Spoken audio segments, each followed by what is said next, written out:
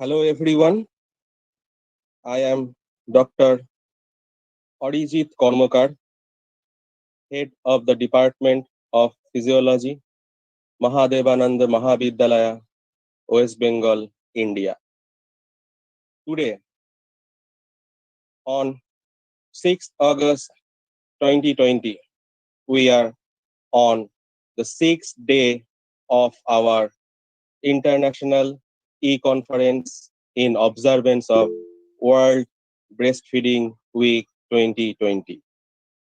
This international e-conference has been organized by Department of Physiology, Mahadevananda Mahavidyalaya, West Bengal, India, in association with IQAC and NSS units of Mahadevananda Mahavidyalaya, West Bengal, India. Also in association with Human Milk Banking Association of India, Breastfeeding Promotion Network of India, Maharashtra State Branch, India, Infant and Young Child Feeding Chapter of Indian Academy of Pediatrics, India, Female Breast Committee, FOGSI, India, International Academic Exchange Committee, FOGSI, India, and we also have Wizard Communications Private Limited as our IT partner. We are very much thankful to our eminent resource persons for accepting our invitation, and we are very much thankful to the participants for participating on this platform. So now I would like to welcome our first speaker, Dr. Anirban Choudhury, on this platform. So thank you, Arijit, for inviting me for such nice occasion of World Breastfeeding Week 2020. So let me share my slide and start my presentation.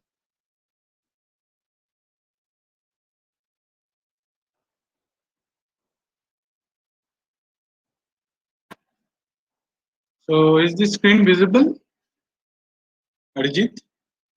Yes. No. Only you are available. Please No? present your screen. Share your screen with. Okay.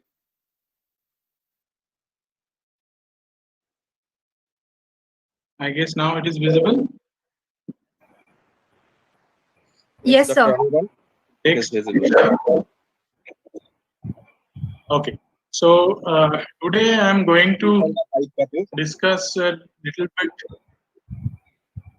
Sorry, Just click on the hide button visible at the bottom of your am presentation. I audible? Yes, you are audible. Yeah. So myself, Dr. Anirban Chaudhary. So right now I'm heading User Experience and Introduction Design program at UPES School of Design, Uttarakhand, India.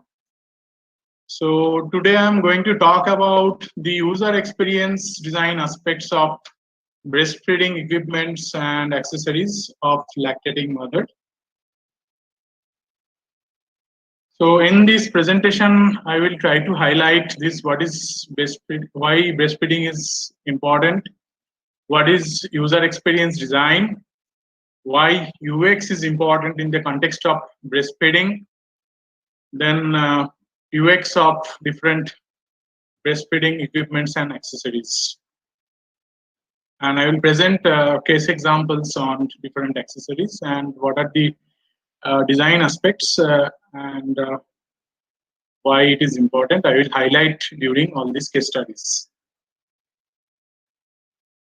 So although many speakers have been talking about why breastfeeding is important and all, I thought just give an overview for audience who have not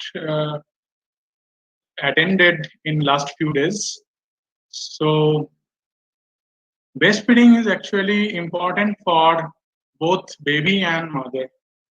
So breast milk provides important nutrients for baby, including vitamins, protein, and fats. So it's a nice and perfect mix of these three uh, components. Breastfeed, breastfeeding and breast milk actually contains antibodies like IgA, most abundant in colostrum, and this actually helps to give immunity to baby, and it is helping to protect viruses from viruses and bacteria. Breastfeeding lowers the risk of having asthma and allergies in baby. It prevents ear infection, respiratory illness, and diarrhea, some sort of diarrhea uh, among babies. Breastfeeding has potential to uh, give higher IQs to the children, so as it is helping for mental growth and development. So it also lowers risk of diabetes, obesity, and certain type of cancer in babies. So, UP or American Academy of Pediatrics, they said breastfeeding also plays a role in prevention of sudden infant death syndrome. So these are the advantages of breastfeeding among babies. So it is also important for mothers. So it can help mothers to lose pregnancy after pregnancy weight loss. It releases hormones oxytocin, which in turn helps uh, the uterine health, and sometimes it helps in reducing the uterine bleeding after birth of baby. Then it is also help uh, in prevention and risk of breast cancer and ovarian cancer. So it may also lower the risk of osteoporosis. So these are the essential benefits of breastfeeding among mothers. So it is always encouraged by doctors and physiologists that mothers should go for breastfeeding at least up to 2 years. So now to highlight the relevance of user experience design in context of breastfeeding, first we need to know what is user experience and what is user experience design. So user experience is nothing but the feelings of the target user to a particular context of product usage. So their feelings are important while we are designing product.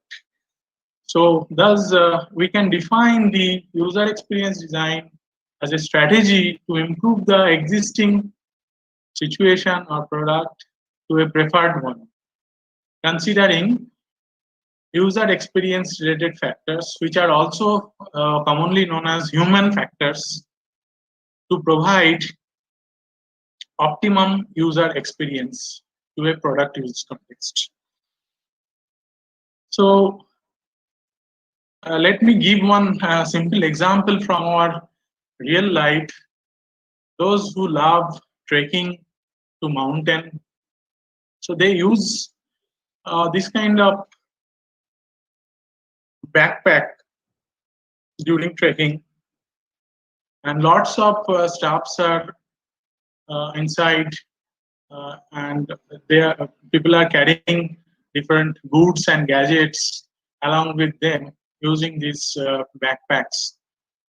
So it's commonly said in among user experience practitioner that if the ergonomics of the product is good, then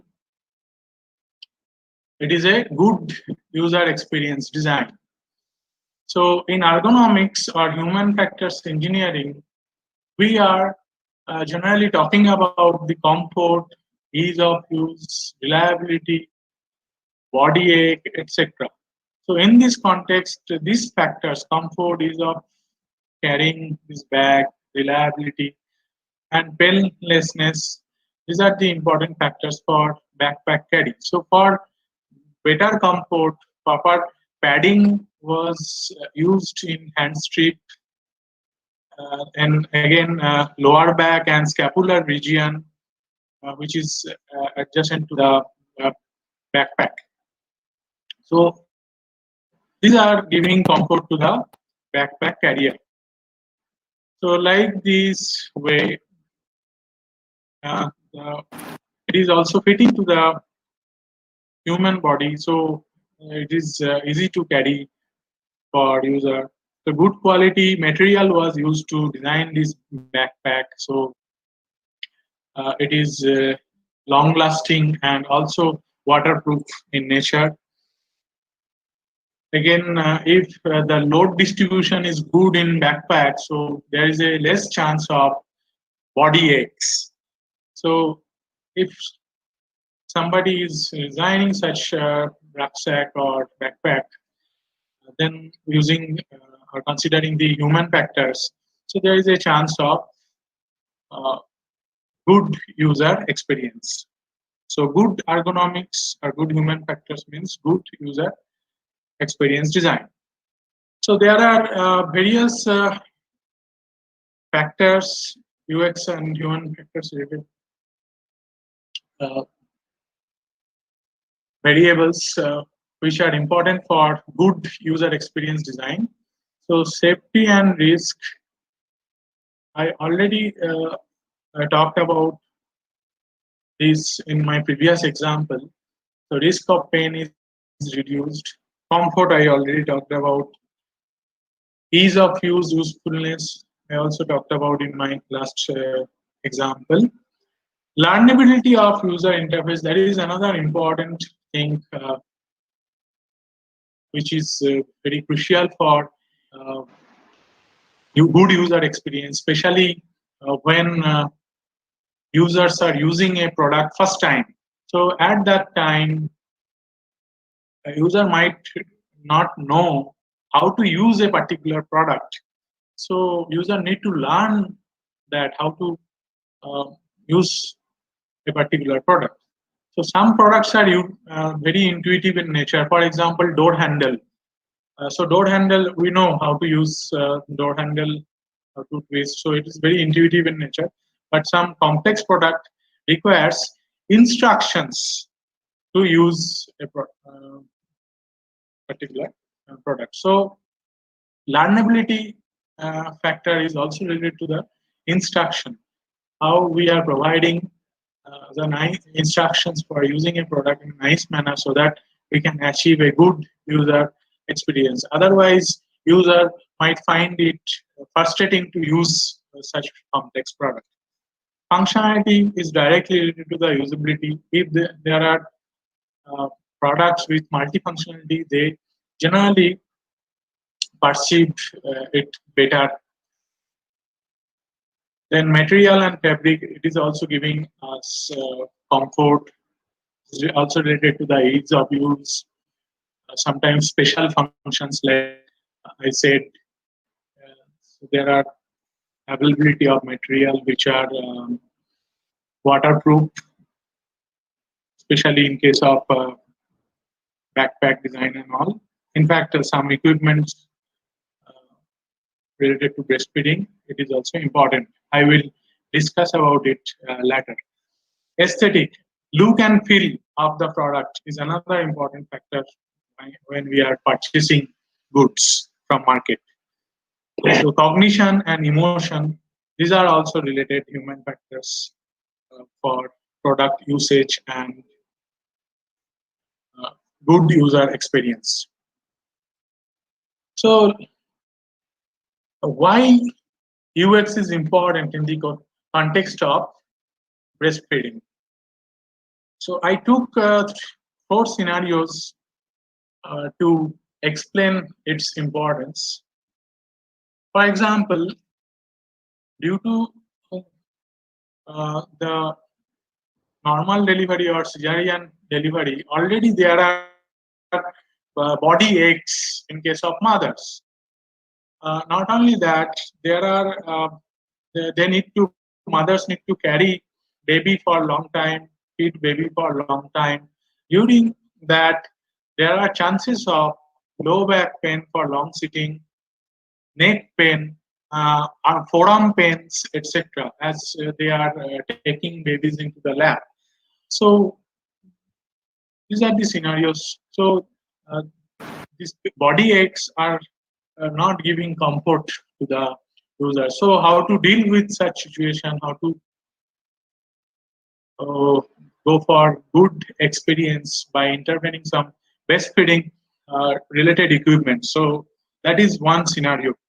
Another scenario is, so there are babies who bites nipple while uh, they are feeding breast.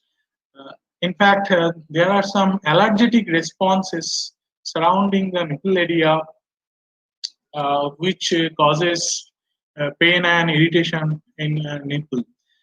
So these might be causes due to some clinical situation. So how to tackle such situation with some design intervention, UX design intervention. That is scenario 2. Scenario 3 is feeding baby during travel or outside home. So there are situations. So while we are traveling with baby, so mother need to feed their baby. In fact, outside the home. So in airport and all, there is a specialized feeding rooms available for babies.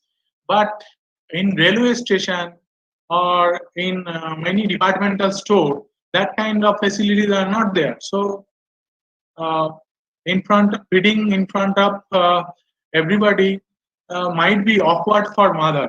So how to tackle with such situation and how to uh, give emotional connect with design intervention.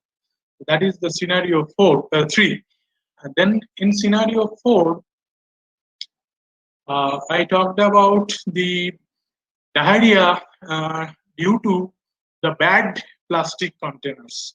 Sometimes mothers reserve the breast milk in different containers. So there are some agents which are mixing with the milk, and these chemical agents are hazardous to baby, and it might cause the diarrhea. So these are the 4 major concerns during breastfeeding, and UX designers took initiative to give solutions in these 4 aspects. So I will explain all these aspects and scenarios and try to relate with the existing equipments related to the breastfeeding. So first, I want to highlight about the material and fabrics. So as I said earlier, material and fabric could also contribute to good user experience. So many of us might not aware of the different symbols which are generally there in different plastic bottles. So this triangular symbol is basically represent the recycling, and the meaning of 1, 2, 3, 4, 5, 6, and 7. These are different in case of different symbol. For example, if you look at this symbol, the triangular recycle symbol with 1, it defines the PET, the kind of plastic we generally found in different non-reusable bottles, like uh, viscellary and all. In fact, this uh, you can see this symbol at the bottom of the plastic bottle. So many of us don't know why it is written over there and what is the meaning of this. So as a consumer, we should aware of such symbol. So if you see the same symbol with 2, numeric 2, it means the HDPE, high density polyethylene. So these are food grade material and also safe for uh, making different equipments related to the breastfeeding. And I'm not going into the other materials. So there are materials which you can go for microwave and all. Just for example, PP, polypropylene, PS, and etc. So these are the features. So please remember this symbol. So as the we many mothers reserve their breast milk in milk containers, we should look at this symbol either beneath the bottle or on the sticker of the bottle. So this is food grade plastic material. So otherwise, it might cause some sort of diarrhea or some other allergic response in the stomach of the baby due to the plastic and the adulterants which are there in plastics. So one of the hazardous element which is there in mixed in plastic is BPA. Uh, so BPA is bisphenol A. This compound is look like this. This is the chemical structure of the BPA. BPA is a major concern during the breastfeeding related bottles or equipment design. So BP generally we avoid BPA containing plastic during this because BPA has several health effects. For example, it might affect the brain and prostate gland of the fetus, infants, and children. Then it also affects the children behavior in the via the neural signaling pathway. Again, it is bound to have the effect on blood uh, blood pressure. It might cause the increased blood pressure among kids.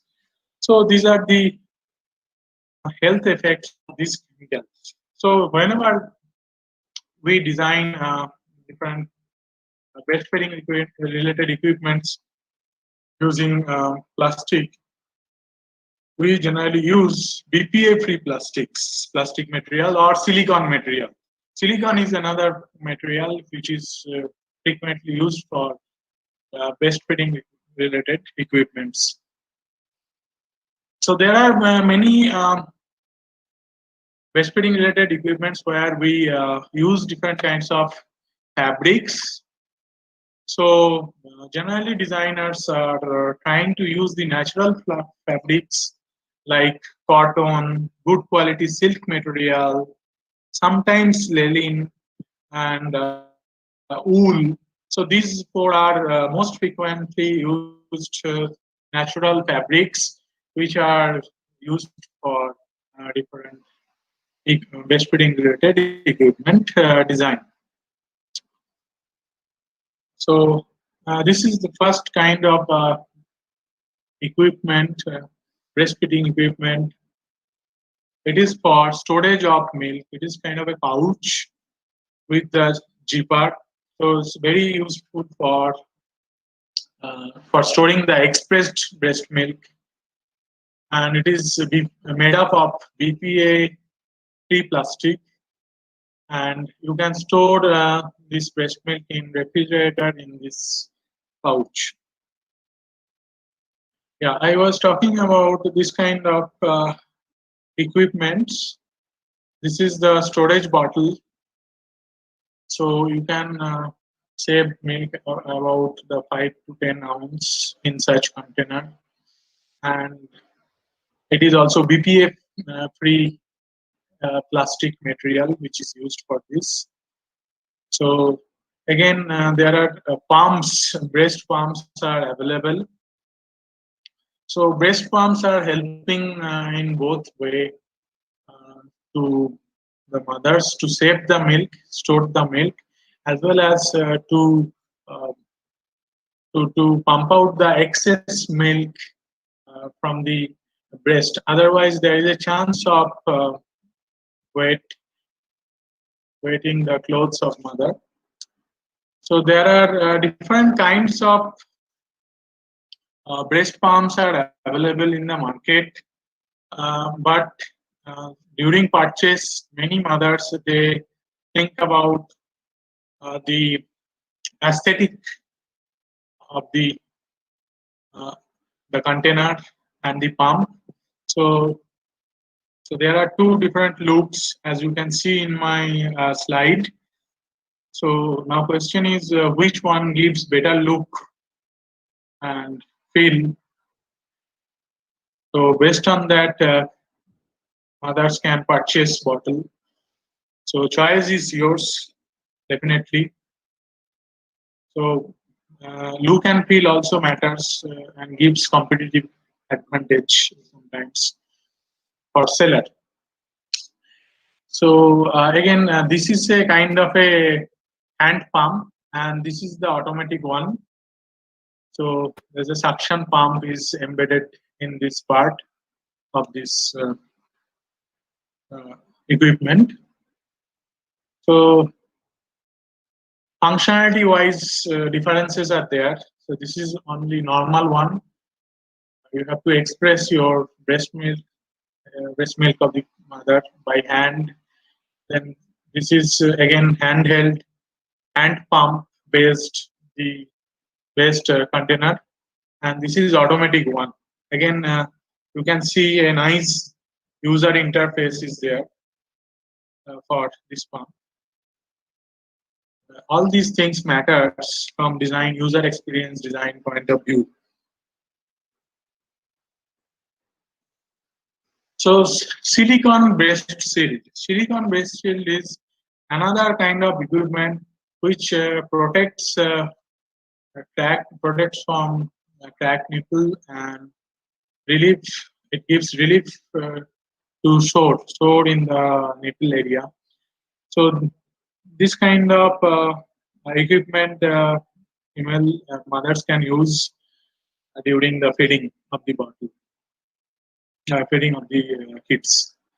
So there is another kind of shield available here. There is no protection on nipple, rather it protects in the side area, the adjacent area to the nipple. And again, this is made up of the silicon rubber kind of material, and it also from helps in protection of nipple from friction and help with relieving enlargement. Breast pad. This is a kind of third kind of equipment accessory you can say. So it also helps uh, in protection of nipple from frictional force. Then it also absorbs excess milk. So what happens during breastfeeding? If mother is feeding one breast from the other breast, uh, milk, milking is also happening due to the suckling reflex. So so mothers can use this kind of breast pad during the breastfeeding to prevent the wetting clothes. So this is another kind of breast pad variant. This is reusable one. The previous one was non-reusable, one for one-time use.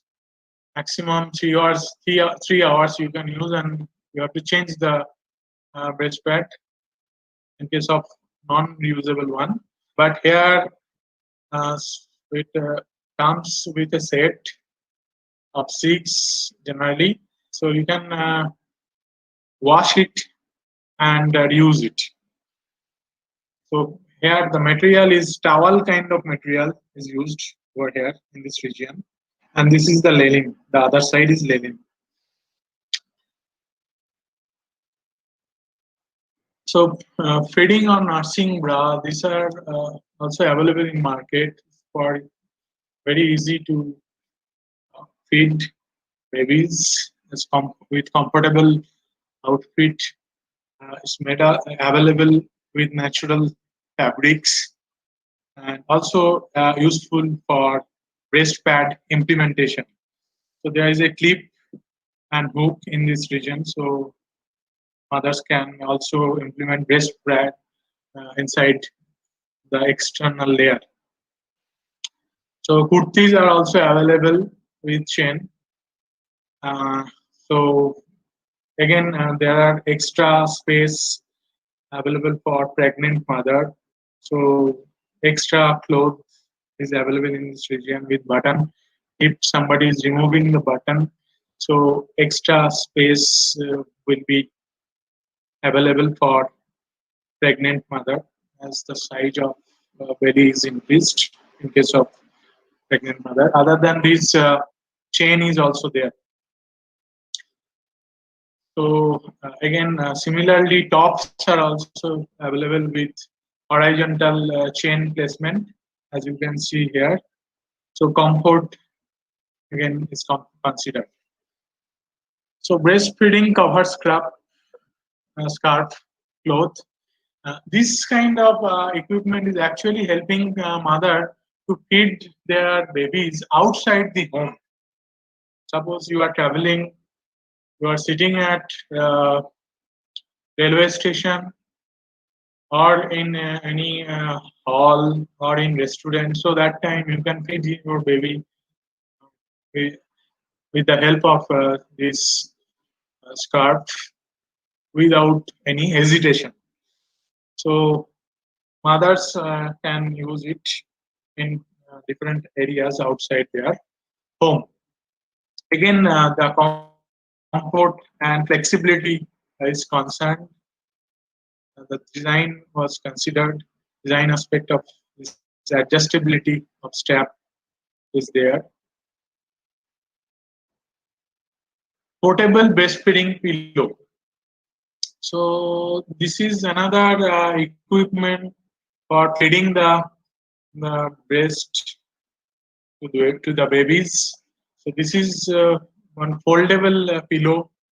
So you can fold it and make it shorter to keep it uh, in your home without using much space.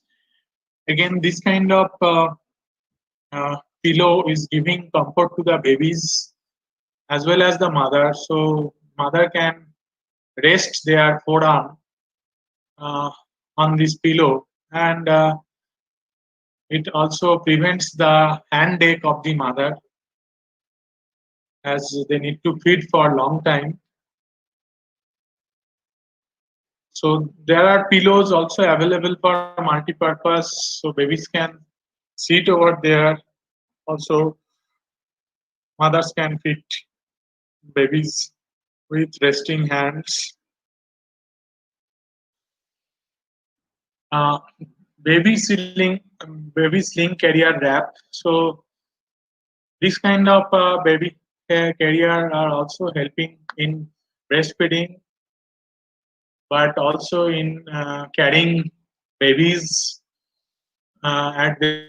So this kind of definitely mothers of health aspect like pain and all, shoulder pain and all was considered during designing of this carrier. So this is another alternative design which is available in the market. So you can see the again it is a square platform kind of design where baby can uh, lie down and have the breast milk, and also is breast to in fact outside home cushioning was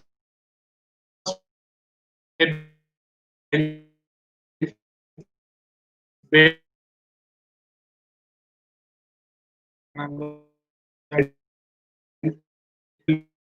in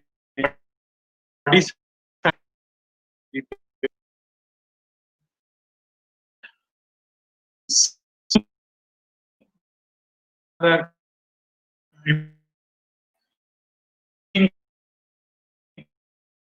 use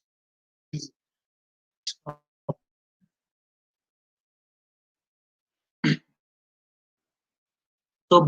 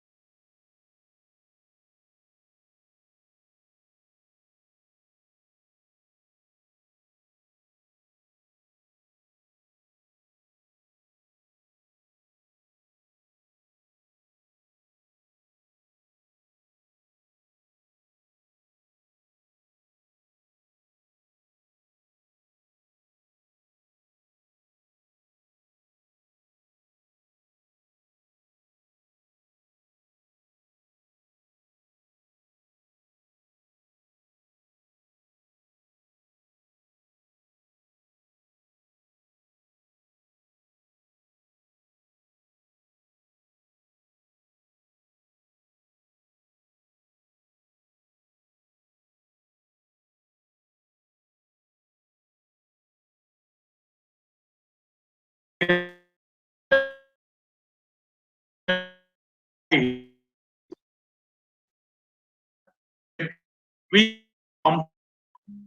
is for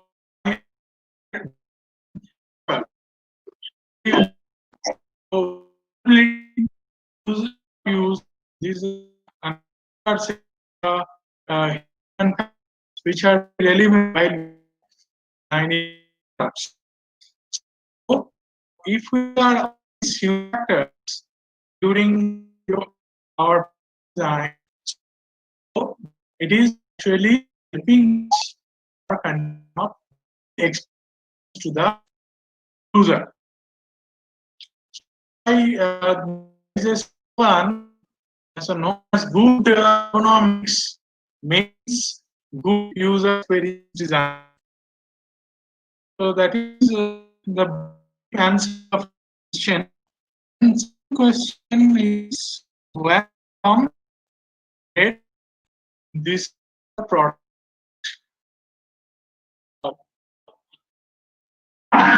high brand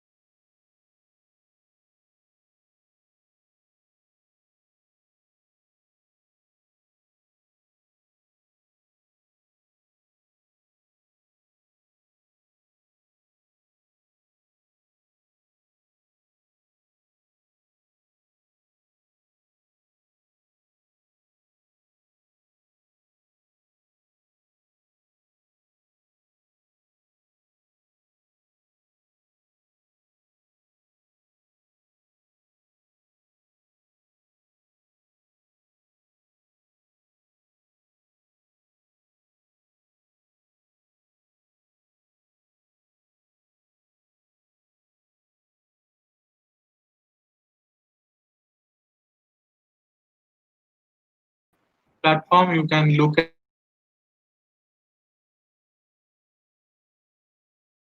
at this product. Then the share for collection of milk which Jeepard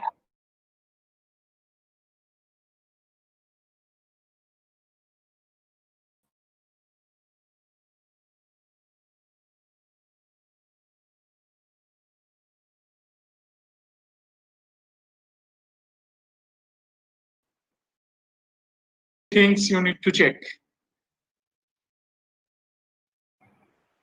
Any other question from audience? Sir, I think you answered the questions.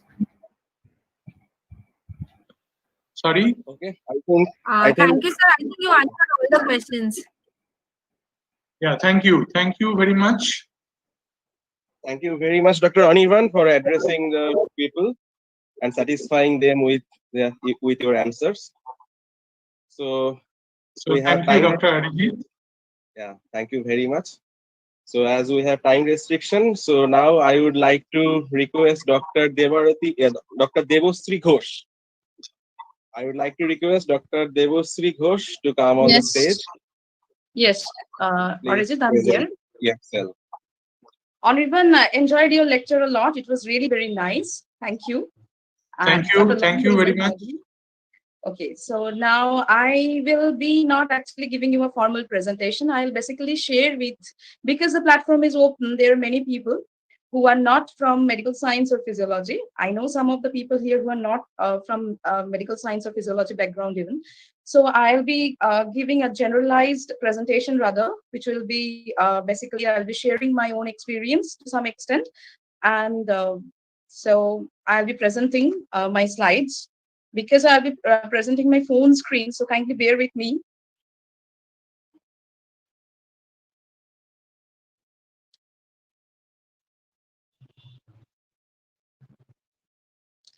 Arijit, can you hear me? Yeah, Okay, just let me know if the slides are properly visible or not. yes, properly visible right now. Okay. And I'm not visible probably, right? Yeah, Okay, that's you're okay. not visible. So my topic today is motherhood and infant care. Okay, to introduce myself, I'm Dr. Devasri Ghosh. I teach human physiology at Government General Degree College, Kharagpur 2. Being a mom is something really very special, and it, as we all say, that it completes the life of a woman. So it's like, it's an absolute surprise and happiness that comes together.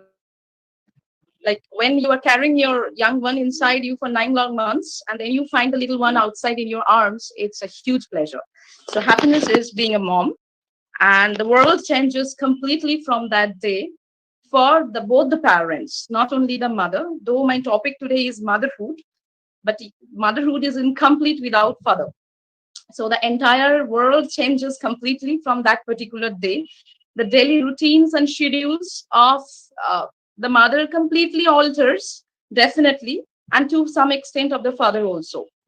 Like the normal daily routine even changes a lot. Even during the pregnancy period, the routine remains different, which becomes completely new when the baby lands.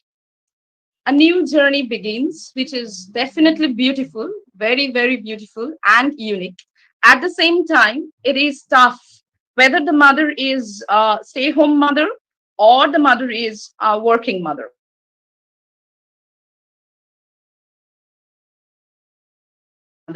Because the stay home mothers are also working mothers. They have to do all household works with equal responsibility the entire day, as a working mother has to do outside. Now, the working mother has to manage both at times. That is a different story. The struggle actually begins, which is very, very, very difficult, but it can be managed. You can see at both the pictures that I have put on the slide, there are two ladies from two different socioeconomical status, but they both have babies. They both are working. So you can see how they're managing their work, they're doing, and they're taking care of their baby as well. The baby is not deprived. Unfortunately, most working mothers find juggling the dual roles of a mother and working to be very stressful. Yes, it is extremely stressful for the mother.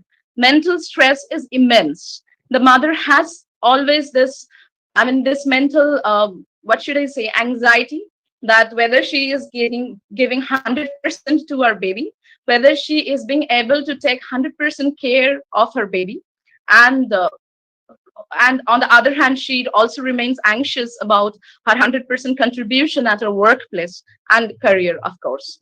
So it is stressful altogether. At the end of the day, when the mother gets some few moments for herself, if probably if the baby sleeps, then the only thought that remains in her head is that, okay, how I manage the entire day. Consciousness remains, and it is really stressful and exhausting, definitely, mentally and physically both. A working mother's routine is really tough. Even if she gets some household help or some babysitter, then also the routine remains really, really tough. She has to take care of the baby. I mean, the first initial few months are really crucial for the baby, as we all know. And after, because the maternity leave is of 6 months in our country, so she has to take the leave before few months from the date of delivery, because it becomes very difficult and impossible if the workplace is far away from where she stays. Then it becomes really difficult for her to travel and reach that place at the end term of pregnancy. So she has to avail that leave few months. I mean, at least 2-3 months before her delivery, and definitely another 3-4 months actually remains in hand for her maternity leave. So after that, she has to get back to her work. Then also the baby remains quite small and requires absolute care from the mother. Very, very good and proper intimate care from the mother is required. The baby remains breastfeeding till 6 months. So it's really important for the mother to give proper care to the baby. So it is like the mother has to give 100% care to her baby, feed her, feed her breast milk, him or her, and at the same time, she has to take responsibilities of her workplace back on her shoulders. So it is, at the end of the day, it's really exhausting for her, and she has to manage some of the household works, definitely. Like for my experiences, I shifted to my near workplace with my baby. And my spouse, of course, but I didn't get any household help there. So I had to do all the household works by myself. And at the same time, I had to look at my baby also. I had enough help from my husband. And the problems are innumerable, and they may be unique ones for each mother. As for her profession, some mothers are in the IT sector. Their work stress is completely different from those mothers who are in academics like us. And family condition, definitely. In some families, there are relatives and kins who can take care of the baby, can share the load to some extent. On the other hand, there are some families where there are not so many members to take care of the baby. Okay, Arijit, Yeah, ma'am. can you just in between, because I cannot see the screen myself now of the Google Meet. So at times you please keep responding me, so I'll be sure that I'm connected. Okay. Yeah, connected. Okay. So problems are innumerable, and they may be unique ones, as I said, for the family condition, profession, and of course the socioeconomic status. If you were economically sound, if the family is economically sound, then definitely they can hire a babysitter, a household help, more than one household help if required, and that eases the process to some extent, if not totally. But if the mother belongs from some lower socioeconomic status, the problem still remains the same, but she cannot ease it by hiring her household help and helping hands like that. So in that case, the mother has, and the father might also have to go out every time for work. The mother has to reach her workplace in time for earning her living and for earning proper for taking care of the baby. So in that case, just get back to that earlier slide that I showed you. If you can remember, that working mother who was carrying the baby behind her while she was, carrying those bricks on her head. So that remains a problem in lower socioeconomic status, and the higher socioeconomic status, the problems are in a different form. And of course, the father of the baby matters a lot. If the father of the baby is understanding and cooperating, then the mother is really blessed and fortunate. The entire journey becomes a lot easier. Some common problems, throughout this webinar that I'm listening every day, um, expert doctors, pediatricians, and gynecologists and scientists, they have been sharing lots of issues and things which were excellent, and they have addressed lots of problems. Summarized some of the problems here, put some of the problems were here, which are not all, but some. So the physical tiredness remains. It's a big problem for the mother, because most of the time she remains sleep deprived for baby care. In most of the cases, the baby remains awake at night in the initial few months, maybe a year, even 1.5 years also. This has been seen in some babies. And that is a big problem, because the mother also has to remain awake with the baby. The mother cannot fall asleep sound if the baby remains awake, and if the baby remains awake, the mother has to feed the baby. Even if the baby sleeps, the baby wakes up at night for feeding, for eating, and the mother, if mother has to breastfeed the baby, so she has to stay awake and feed the baby carefully. So basically what happens, the mother remains sleep deprived, and that leads to physical tiredness. Then comes depression, which is undeniable. Like, post motherhood depression is a very big problem in mothers. And it may sound silly, but to others who have not yet experienced this, but take it from me, every mother experiences this depression post baby birth. I mean, this happens because the mother has to always stay at a specific place with the baby. She has to take care of the baby almost all of the time. And even if she is going to work after 6 months of maternity leave, then also it becomes very monotonous. Like the workplace, the work responsibilities, back to home, the baby care, which is pleasure, but exhausting. I mean, it's stressful. And if you are doing the same thing throughout, even a very, very good work, if you are doing for a long, long time, and only that work, then you feel monotonous. It's quite normal. And that thing that she cannot participate in different social gatherings. Like I myself couldn't attend many invitations when my baby was very little, and these types of things brings some kind of depression. And of course, there are some physiological hormonal roles here. Definitely, there are, which leads to this kind of depression. And emotional issues and one important thing is that this depression has to be overcome, because this impacts the mother's psychology and physiology a lot. That can affect her breastfeeding, that can affect her baby care also. So emotional issues for being away from the little one for long working hours, like when she gets back to work, and if the workplace is far away located, even if not far away located, she has to be there for some hours of time, maybe from morning till early evening. Then she actually stays away from a little one. She can video call and have a look at her or him. This is a way out. She can call up at home and ask about how she or he is doing, the baby is doing.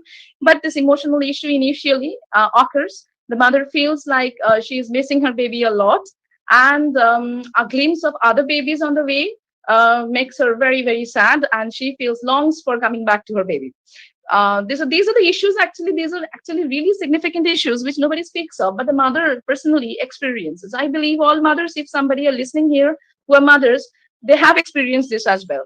Breastfeeding of baby is also important. It is a very responsible task of the mother, and it costs both physical and mental contribution from the mother. And then physical discomfort of the mother for not being able to breastfeed the baby for long if she remains in the workplace. And in some cases, in some professions, it is not possible to express the breast milk and store it in containers, or even, keep it some way, or express the breast milk just is not possible in some of the professions. Like, if you were sharing a place where the situation is not apt, where you have your other colleagues who are of opposite gender, and you have consecutive tasks to be done. If you are in a long meeting, it's really not possible for the mother to express the breast milk at definite intervals, and that leads to engorgement of the breast, even severe back pain, and it is really, really a big issue. Working mothers with twins, they have really double problem. I know some of my colleagues and acquaintances who have twin babies who are working as well. Both the parents are working. But the best part and the positive thing, let me tell you, that those mothers, they're still working and their babies are growing. Some have grown to 3 years old. They have not given up on baby care, nor they have given up on their profession. So the problems are there, but these problems can be addressed and solved also. There are three types of mother, basically.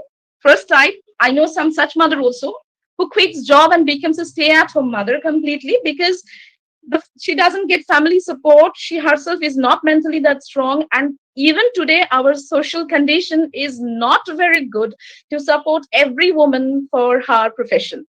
It is not that we haven't reached that height yet. This is very unfortunate, but fortunate is that we are moving towards a very good future, probably because it has improved. There are many women who are managing their household and their profession efficiently and nicely with complete support from their family. But there are very few women also who cannot do this and they quit job. On the other hand, there are baby women like this also. I personally know some such women who leaves baby back at home with grandparents and other family members and babysitters as well, and they get completely workaholic after the maternity leave gets over. They do not even meet baby for days, weeks, months. I know some such mother, and baby is badly ignored and completely deprived of motherly care and affection in such cases. Because if you leave a 6 months old baby at home, suddenly you, after 6 months, the mother was well attached with the baby because she was breastfeeding, and after 6 months, because she has to get back to work, she suddenly stops giving breast milk to the baby. She overcomes the problem herself after a few months, but for the baby, it's really shocking, and it causes a very deep impact on the baby's health and psychology as well. Yes, there is one point that it's true that everybody do not do this deliberately. In some cases, the mother has some condition, like her profession is like that. Like I know a couple who both are work as scientists in ICMR Institute, and they have a little baby. The boy is now 1.5 year old, but still he needs his parents definitely. But because they are both frontline warriors in COVID-19 and they have to perform research and tests on COVID-19 swab samples, they just didn't dare to keep the baby with them, and they have left the baby with his grandparents. And that way, I mean, look at the better part of the story, that yes, the guy, he got affected with COVID-19 few days back, and I found his post in Facebook that because I'm relieved that at least he was asymptomatic even, and he was tested positive. That he was relieved that he was affected. That's not a big worry. But his little one was safe at with his grandparents. That was his big relief. The good news is he has now recovered completely. He has been tested negative, but still they are not meeting their baby nowadays. So there are such situations also, and these are really, I mean, really difficult situations for the parents to handle. And there are some mothers who deliberately leave the baby. Very few women are like this, but there are who do get back to work completely, 100%. They get immersed in the work in their own profession, and they do leave the baby back with babysitter and nanny, and even at daycare centers from 6 months age. This also happens in our country nowadays. Outside India, it has been happening. This has been happening for long, but in India also, I know such couple who leave their 7 months old baby at a daycare creche. So, on the other hand, the mother that I would like to encourage you all to be a good and caring mother and also successful at work. The third is very much possible. 69% of working mothers and 45% of working fathers have passed up a job opportunity because they needed to take care of their kids. This is something that happens every almost in 69% of working parents. Like in my case also, I have not appeared for some certain job opportunities. I didn't avail myself that because of my baby. So has done my spouse also. So it happens in parents. One message for new mothers is that never quit, be an excellent mother, and have a grand career too. It is absolutely possible. Look at the picture. We moms, we all are super moms actually. So we can manage both the ways. That is what motherhood is all about. A balance is actually needed. The balance is about, look at this woman, her smiling face towards the baby is very important. You may have stress at your workplace. You may have to manage everything by yourself, and you get very much exhausted and stressed and angry and worried. But try not to express that on your little one, because that little one is innocent. He or she doesn't have any idea of what's going on around you. All that means to his or her is you. The mother is the world of the little baby until or unless he or she becomes self-sufficient and well understanding of the worldly affairs. So is for the father also. For the father also, the same thing applies. For the little one, the parents are everything he or she understands. Seek help if necessary. Now I'm coming to the ways of management. Okay. Arijit? Yes, ma'am, Audible? you're audible. Yes, you're audible. Okay. All right, all right. Thank you. Yeah. So I'm going to talk about how to manage these motherhood issues. Seek help. These are generalized issues. Never hesitate to ask for help from your husband, from your parents-in-law for baby care, and give yourself some rest if necessary, because the mother has to stay fit and fine. This is very important for the baby also. And specifically, the mother, of course, the new mothers are breastfeeding. In general, let me consider that in general, the mothers are breastfeeding. So in that case, the breastfeeding mother has to be physically fit and fine and sound for taking absolute care of the baby. So for that, if you feel too much exhausted, if you feel that you yourself need some rest, then you do not ever hesitate to ask for help from your family. Never hesitate to ask for help from your co-workers, boss, friends. Share some workloads. It's not necessary that you have to be you have to take extra workload on yourself as you earlier used to do when you are a mother and you have a little one waiting for you. Waiting eagerly for you. So it's not very necessary that you have to do extra work to prove your efficiencies every time. Yes, you can do that after a few months, after a year, when your little one is a little bit independent from you, and seek help carefully and never feel guilt. You are strong, but you have a helpless little fellow waiting eagerly for you. You are his or her world.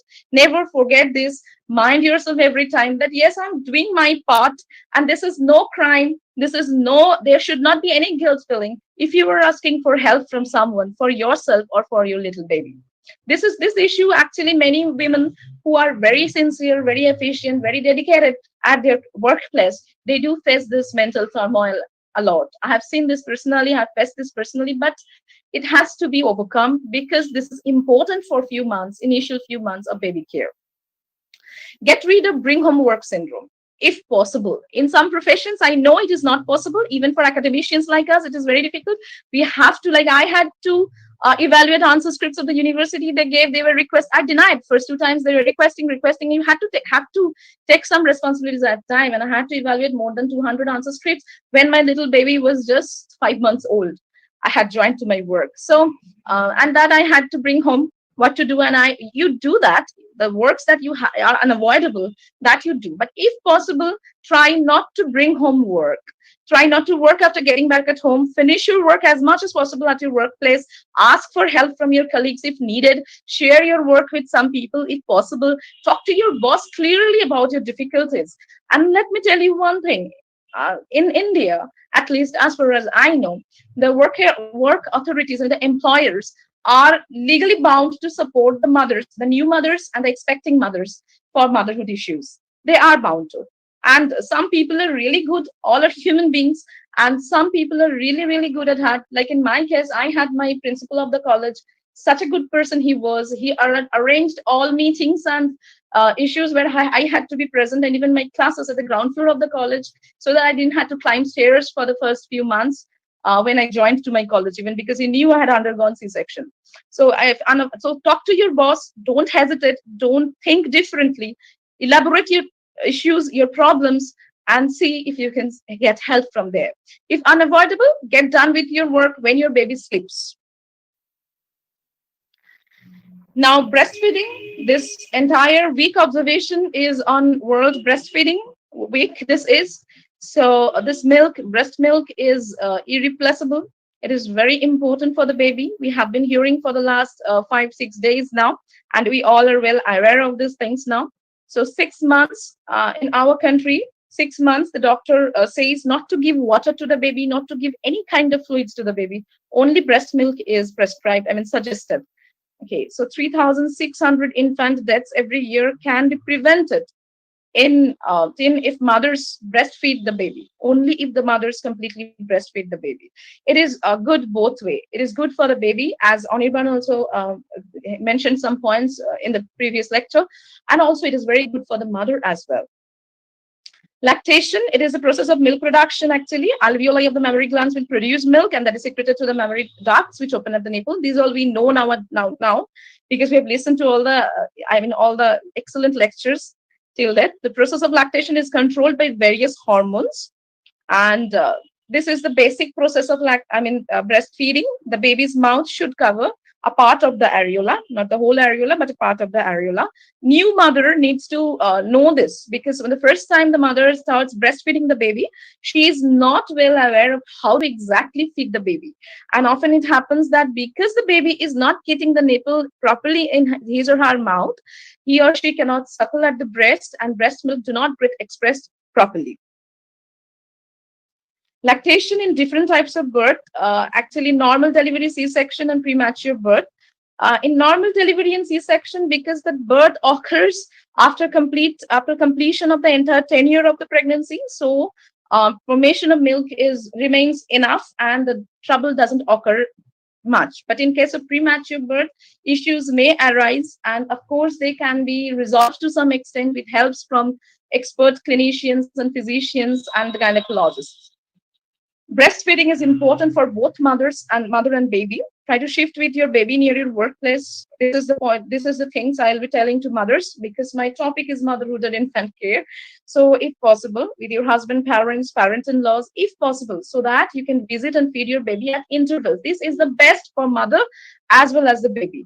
Like, if it is possible, talk to your boss. If you stay near the workplace, talk to your boss, negotiate. If he allows, come to your baby after every 2 or 3 hours, because fresh breast milk, if possible, to feed the baby is the best one.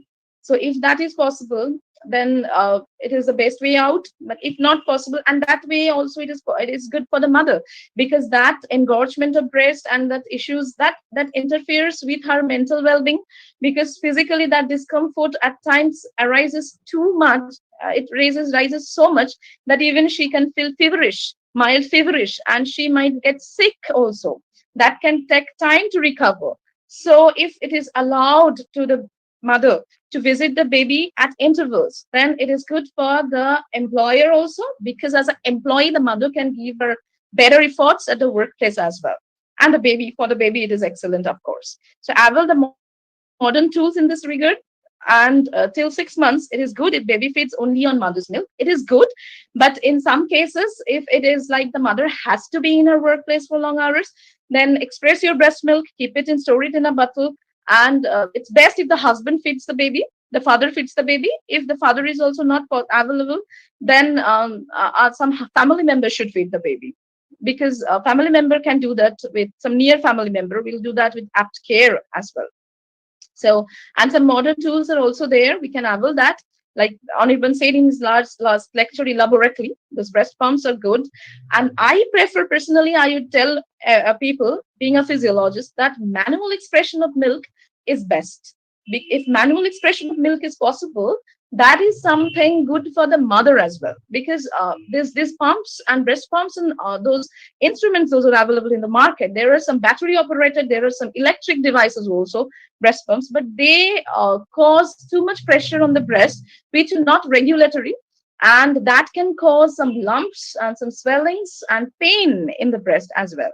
Because when a mother is breastfeeding, a lactating breast always remains tender.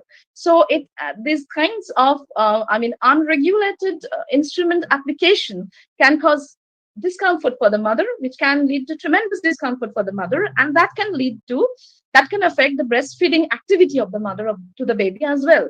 So better manual expression is always, I would prefer as a physiologist, as I said, is always better, because that is regulatory and it doesn't take much toil. Once the mother knows how to, it just takes 15 to 20 minutes for the mother to express her breast milk, enough breast milk, not even 15 minutes, that is too much, I said. 10 to 15 minutes is enough time to have express her breast milk and store for the baby. Keep it in portions, and so that when the mother will be feeding the baby or somebody will be feeding the baby, they can use one at a time. Benefits of breastfeeding on maternal health is also a lot are there. The bonding definitely to occurs. There are some hormonal issues also involved. When the baby suckles at the breast, there's hormones they get released, those oxytocin and prolactin. There is a breast hypothalamus axis that causes release of those hormones, oxytocin, prolactin, that relax the mother, make her feel more nurturing towards a baby. That the typical motherly affection and the bonding that occurs between mother and baby, that occurs. Okay, that begins with the act of breastfeeding. And more the baby suckles at the breast, the mother feels really relaxed because these hormones have some impact on the brain as well. It enables sleep if the mother has difficulty in sleeping. Like while breastfeeding, if the baby falls asleep, mother also can have a little nap at that time. The best time for the mother to take rest when the baby is sleeping.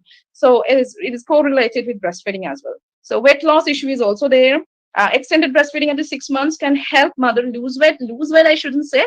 It will help mother not to store extra calorie in her body.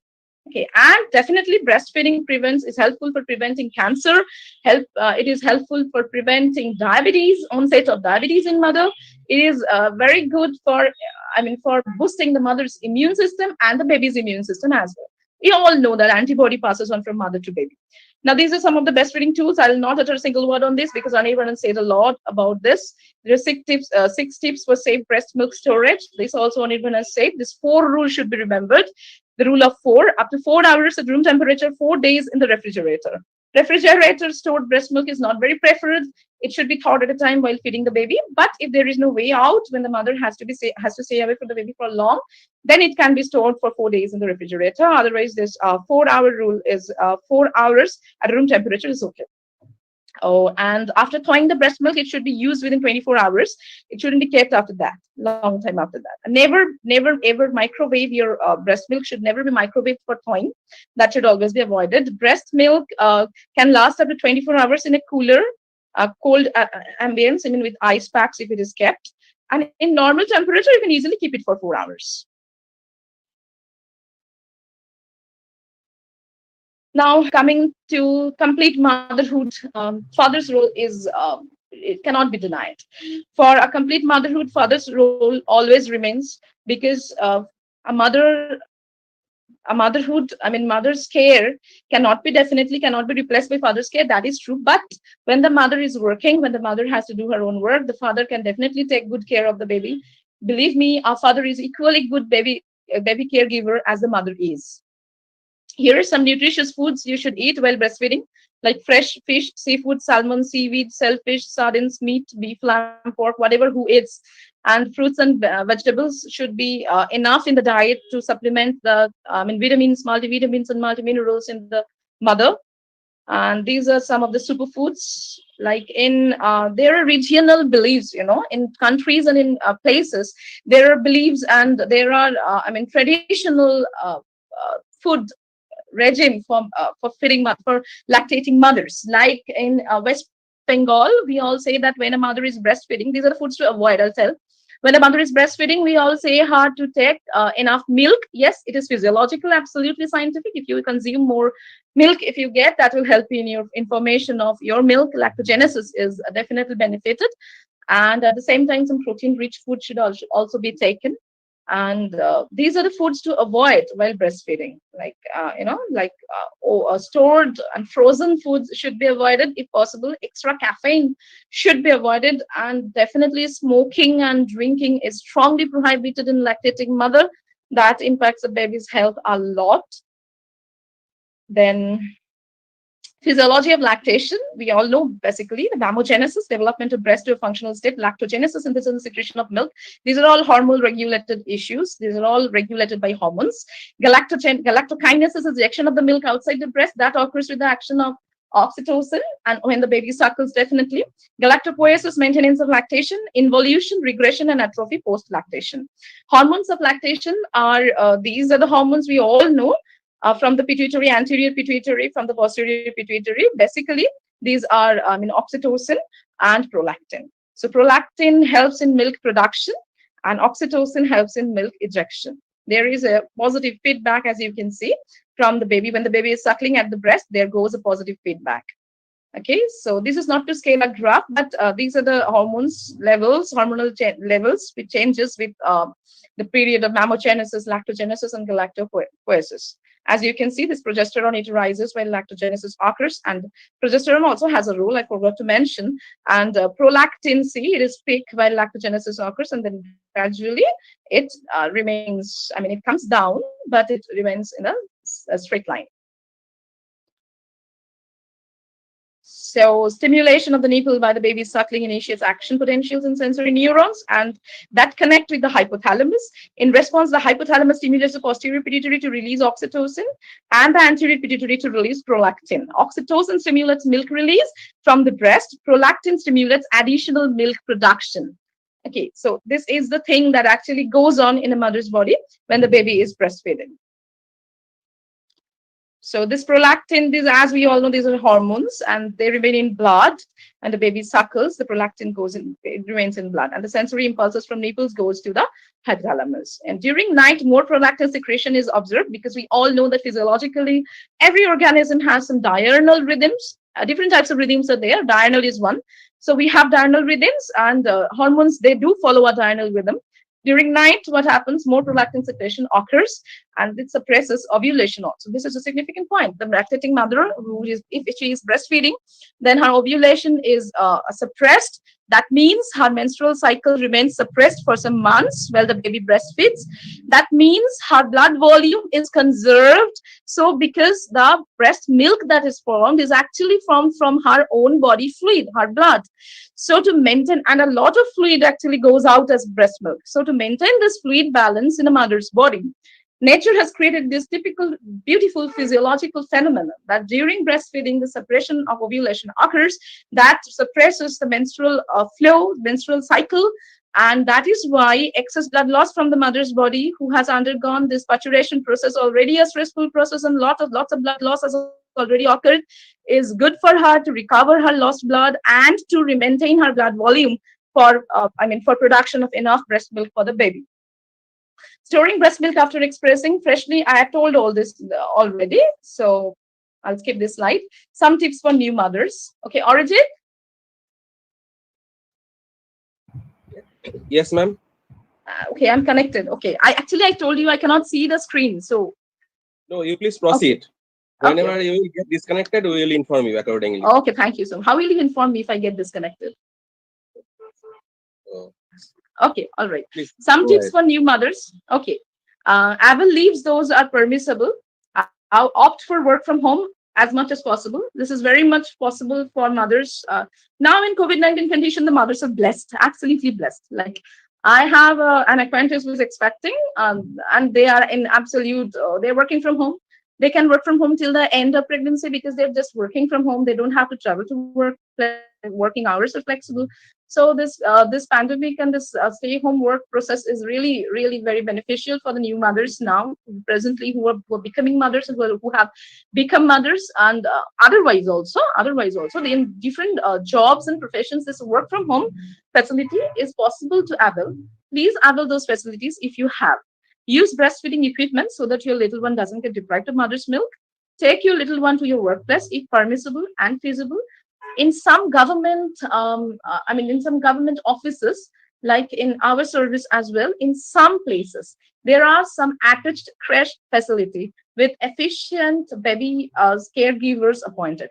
So if that facility is available with your workplace, in some private big companies also, I know they have those attached baby care units. If that is possible, then please carry your baby with you. You can visit your baby every hour, every 2 hours if needed, and that is a very good thing. And hire household help, definitely, if you can afford, and if necessary, don't hesitate. Don't try to do all your work by yourself. Don't try to prove yourself that yes, I'm very good at every work. Everybody knows that you are very good at every work. You did till that, but now you have more works added, a lot of work added with your daily work. So you can hire household help. Don't hesitate.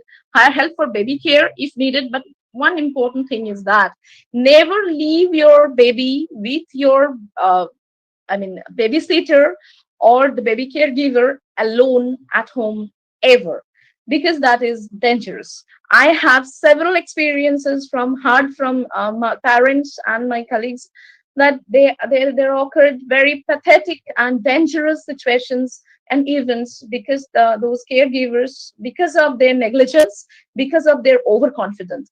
So never leave your children, even your children and little babies, with those babysitters alone anytime. Always, it may happen that you have some people at your home, say your in-laws, say your baby's grandparents are there, but they are old, so they cannot give their efforts to take care of the baby. That's okay. You just ask them to supervise the baby caregiver, the babysitter, and ask them to keep an eye on that person so that they do not take the baby alone. They do not treat the baby alone. They do not try to feed the baby while alone they are with the baby. So this is very necessary. Very unfortunate events have occurred several times.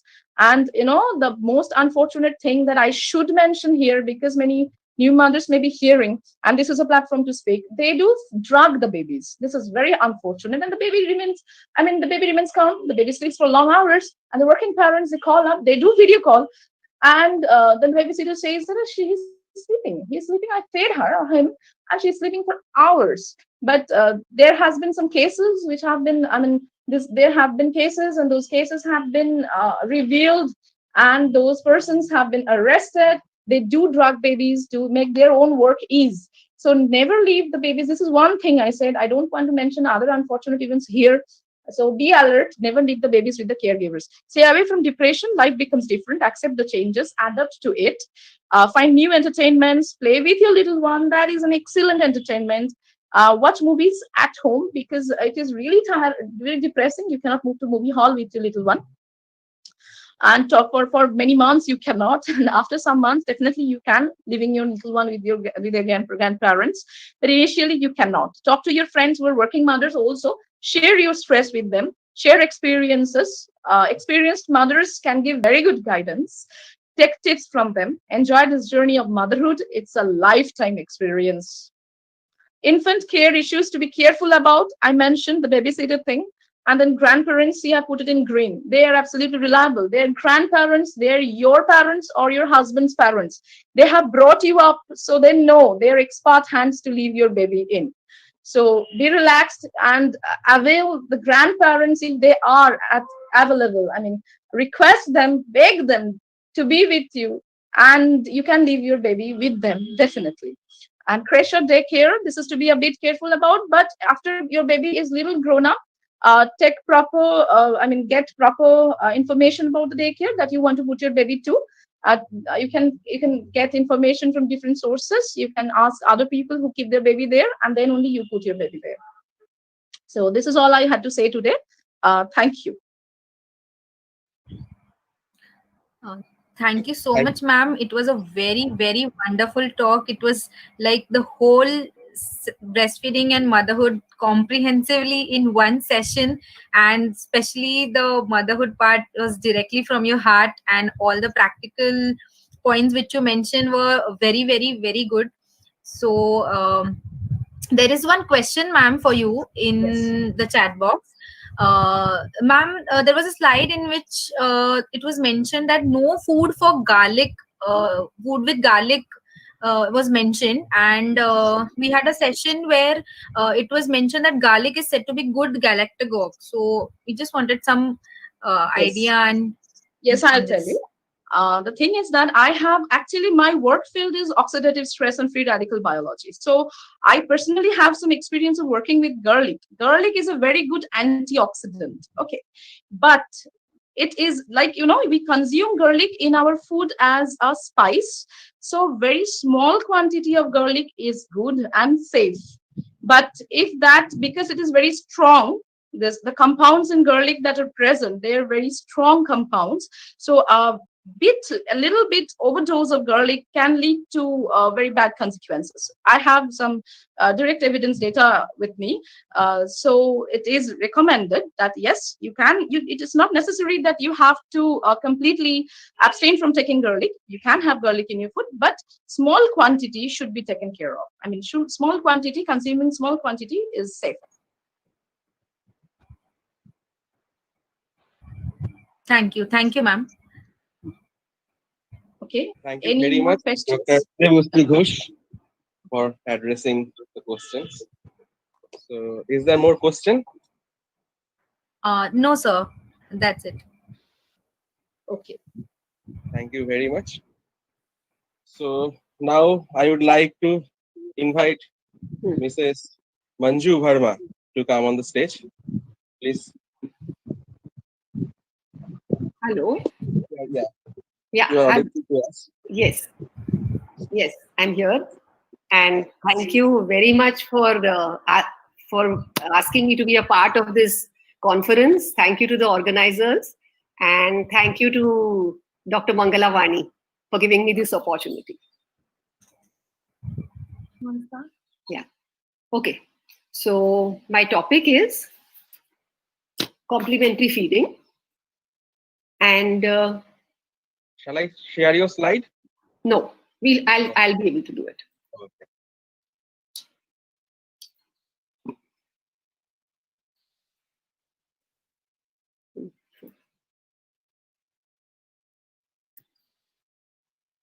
Okay. So my topic is. Can you hear me? Yeah, ma'am. You're audible. And the screen sharing is right? Yeah, it's okay. Okay. So complementary feeding. I'm Manju Verma. I am an international board certified lactation consultant and a mother support group leader at BPNI Maharashtra. I'm attached with Beach Candy Hospital in Mumbai, Bhatia Hospital, and Wokhard Hospital. So I'm going to talk a little about 4-dimensional immunization clinic, in which the special focus will be on complementary feed. So the original concept of this clinic and the complementary feed, all the content is of Dr. Prashant Gangar, and the computing presentations are of Swati Temkar and me. We are both from BPNI Maharashtra. Okay, so now we come to complementary food. So complementary food is from 6 to 6 months, as you all must have, like, all the recommendations and all we already know. So complementary food we start at when the baby has completed 6 months, and it is called complementary food till the baby reaches 2 years of age. So what is the definition of complementary food? The definition is that it is food that complements breast milk to meet baby's growing nutrient needs beyond completed 6 months. Now, this is with breast milk. So the amount of breast milk remains the same. And in addition to that, we are going to give complementary food. Now, how the complementary food should be? It should be homemade and hygienically prepared. It has to be appropriate to the age, mashed, fresh, and of course, adequate. Now, I would like to tell about that. Why do we insist? Why is it insisted that exclusive breastfeeding should go on till 6 months? So, what are the benefits of this? So, the benefits are that exclusive breastfeeding, is sufficient for optimal growth. All the nutritional needs are met. It protects from diarrhea and it enhances motor development in the child. As well as it benefits the mother also. How does it benefit the mother? The risk of next pregnancy is, delayed, as well as it helps her to lose weight. Now, why shouldn't we start? Why exclusive breastfeeding, and why shouldn't complementary food be started before 6 months? So it should not be started because it displaces breast milk. And the nutrients that are present in breast milk are nutritionally complete for the baby. So if it displaces breast milk, the nutrient intake decreases, the protective factors decrease, there is increased risk of diarrhea, illness, and consequently weight loss. Intestines and digestive tract of the baby is still not fully mature to handle complementary food, to handle food. Now, if complementary food is started too late, then what happens? The baby does not get adequate nutrition and therefore can have deficiencies and go into malnutrition. So consequently, development and growth is delayed. It slows down the development and growth. As well as the baby, there is a risk that if you start complementary feedings too late, then the baby will reject complementary feed, and the mother has an uphill task after that. So this is the right time when the baby has completed 6 months. That is the right time to introduce complementary food.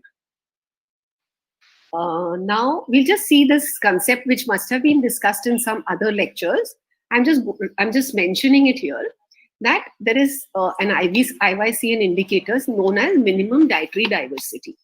So we'll come to these food groups later. So if there are 7 food groups, out of that, 4 are minimum in every meal and or in every day. And if there are 10 food groups, which we'll come to later, then 7 out of them are required. For minimum meal frequency, if the child is 6 to 8 months, then it is 2 times. The child needs complementary feeds at least minimum 2 times for a breastfed infant. And from 9 to 23 months, it is 3 times for breastfed infant. And if the infant is not breastfed, then after completion of 6 months, that means from the 7th month till the 24th month, minimum meal frequency is 4 times out of, okay. So now what is minimum acceptable diet? For breastfeeding children, it is minimum diet diversity plus minimum meal frequency the previous day. For non-breastfeeding children, it is minimum diet diversity and minimum meal frequency the previous day. And this diet may include milk for a non-breastfeeding child. Now, what is the situation of complementary food? The minimum acceptable diet that a child gets from 6 completed months to 24 months, so only 8% of children are getting the minimum acceptable diet. That means the dietary diversity is also low, and there is meal frequency is much, dietary diversity and meal frequency both are much lower. And 6 to 9 months, in this window, only 43% of children were introduced to complementary feed. This is the pathetic situation of complementary feeding in our country. Now we come to, I told you about immunization clinic. So the 4D clinic. So here what happens, how do you counsel the mother about complementary feeding and about the various other things that need to be kept track of? So what you can do is the baby will definitely come for immunization. So that is a good time when the mother can be counseled about the things that I am going to speak in this lecture, in this presentation. So the baby's diet and various other things. So immunization clinic is a place where the mother and health professionals can meet, health workers. Anganwadi is another place. And if the health professional is doing a home visit, then there also is a good place to impart information. Now, what are the 4 Ds? We talked about the 4D immunization clinic. Now, what are the 4 Ds? The first D is diet and growth monitoring. What is diet and growth monitoring? That means you find out what is the baby's diet, you plot the baby's weight and height and plot it on a growth chart, and then you correlate them. And then this is how you have to do. So see the baby's diet and correlate it with the baby's growth chart. The diet and growth chart have to be correlated. Then the next we have to talk about is development. That means developmental milestones. Now, what are developmental milestones? When the baby is turning onto the stomach, when is the baby able to hold the neck, when is the baby able to start, crawling or sitting or standing.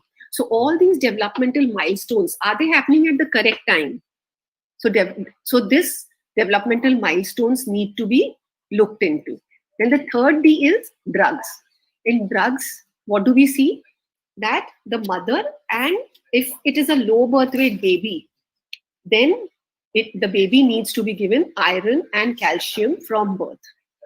And and for the rest of the baby, where full-term babies, they need iron supplementation from 6 month completed 6 month onwards, 9th month vitamin drops, then deworming medicines when the baby is 1 month old. So all this can be kept a track of. Now, so you have to also talk to the mother about what supplements she is taking as a breastfeeding mother, which it should be iron and calcium till she breastfeeds, or at least for the first 6 months that when she's giving exclusive breastfeed to the baby. You can talk to her about contraceptive measures so that she does not become pregnant again and can take good care of this baby. And you have to also tell her about any medication that she will need for the baby after the immunization. And last of all, we see that the dose, that means the immunization that the mother has for the baby is given. Because once the immunization is given, then the mother is free to go. Okay, now we shall talk about complementary feeds. Now, complementary feeds. Now, we have a diet audit chart, which I will be showing you later on. So on that diet audit chart, so that gives you all the questions or all the information the mother can give you in a very structured way. So we start with that. When do you start? We start by asking the mother that when do you start complementary feeds? So if you are meeting a mother after 6 months, so you ask her that when did you start? And if you're meeting a mother before 6 months, you can ask her when do you plan to start? Yeah. So we all know in the 7th month, when the 6 months is completed, this is what she needs to tick. This one is what she needs to tick. Okay. Now, the next thing we ask her is whether with complementary feed, is breastfeeding going on? So if yes, then we have to ask her. Then she fills up this form saying that so many times in 24 hours. And if no, then how long she has breastfed the baby. And if she is giving any animal milk, then how much ml in 24 hours is going to the baby. And in this, we also have to ask her whether the milk is being fed by katori or a spoon or a bondla or a bottle. Now, here we all know that with complementary feeding, what are we going to recommend to the mother? That breastfeeding should continue till minimum 2 years. So breastfeeding is not to be replaced by cow's milk, by packaged milk, or by milk powder, by formula milk. And how is it to be given to the baby? So we do not give this milk. We do not give this milk to the baby by a bottle because the bottle cannot be completely cleaned. And the baby can get nipple confusion. Just a second. So we do not give the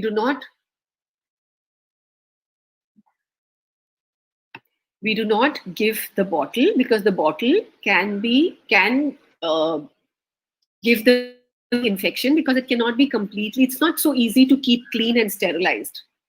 And so if you are giving expressed breast milk or if other milk is being given to the baby, a bottle is not to be used. And preferably, if the baby is small, then you can use a spoon, but otherwise you would be using a katori or a bondla if you're comfortable with that. So breastfeeding is the most natural way of feeding. So this is the diet audit sheet which I was talking about. So I will be covering all these points, and this is a sheet which we give to the mother. We can give to the mother and ask her to fill it up so that it gives us a clear picture of what is going on in the baby's diet. So I'll be covering all these topics. So how is food to be offered? Now, this is very important. It's not just what food is being given to the baby, but how it is offered. So what we recommend, what is the recommendation? That the baby should be sitting with the family and at one place and then eating the food. So food time is family time. And then looking at the family, the child is automatically encouraged and motivated to eat, as well as he learns to sit at one place. So instead of mobile and TV being on, what we need to be telling stories, normal chat that goes on around food times. So songs and stories. Then another thing I would like to point out is force feeding. So force feeding is something that has to be completely avoided. Excuse me, 1 minute. So no force feeding. The caregiver has to feed with patience and skill and has to be in tune with the baby's satiety and hunger signals. So whether the baby is full or whether the baby is still hungry, it needs skill and patience on the caregiver's side or on whoever is feeding the baby. And you have to be in tune with the baby's appetite as well as age. So you have to give age appropriate feeds and be patient. Now, you have to introduce one food at a time and wait for 3-4 days. And after that, introduce the next food. So in this manner, what happens is a lot of variety that is being made at home is slowly, gradually introduced to the baby. Now, who gives the food is also equally important. So who gives the food? If the mother is feeding, or if the grandmother or the Mossy or the some relative is feeding, it makes a big difference that the who exactly is, you have to feed the one who's feeding the food has also to be giving it with love and tender care. Now this is a method that is very wrongly sometimes used, that you lie the baby down, lay the baby on your legs, and you've got full control of the baby, and you just push the food into the baby's mouth, and the baby doesn't have much control or option. So this is a very wrong way of feeding. What you have to do is you have to keep the baby in your lap if the baby is small, or seat the baby separately like shown in these pictures. Yeah. So see, in this picture, the baby is eating food with the family and so is more interested in the food. Okay, now the food has to be given with cleanliness. So what exactly is, how much of what hygiene and what all will you keep clean? So first of all, the hands.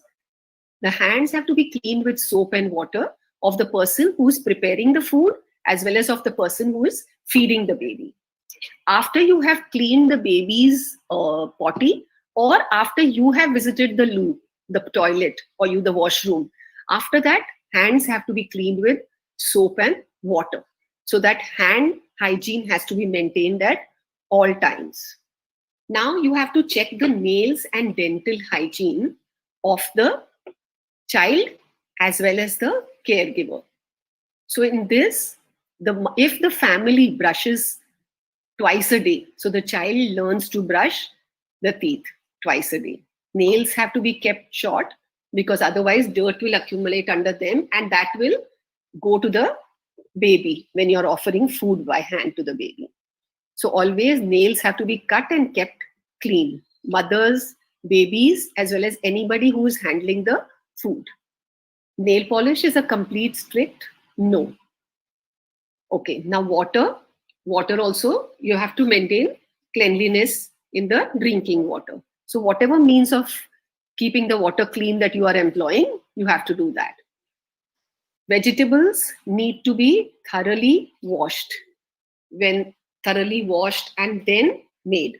And do not chop the vegetables and then wash them. Wash them and then chop the vegetables. The kitchen has to be kept completely clean, and the utensils which we are using for the baby should be kept clean. The food that is made for the baby should be kept covered and used as soon as is possible so that it is still fresh. Okay, now we come to the food groups. We come to the diet diversity. Now in this, the food groups that are there are, we shall go one by one to all these food groups. So I'll cover all of them. So first of all, we go to, so these are the 7 food groups. The first one is cereals, roots and tubers, legumes and nuts. These are pulses. Then there is vitamin A rich fruits and vegetables, other fruits and vegetables. The next is milk products. Then if the mother and baby are non-vegetarians, then they can have egg, flesh products, that is fish, meat and chicken. And So these are the 7 food groups, and 3 more have been added by Dr. Gangal, and that is vitamin C, iron-rich foods, and vitamin D, because we found that these 3 were also very much missing in a baby's diet. So we need to be specifically giving attention to these 3 food groups also.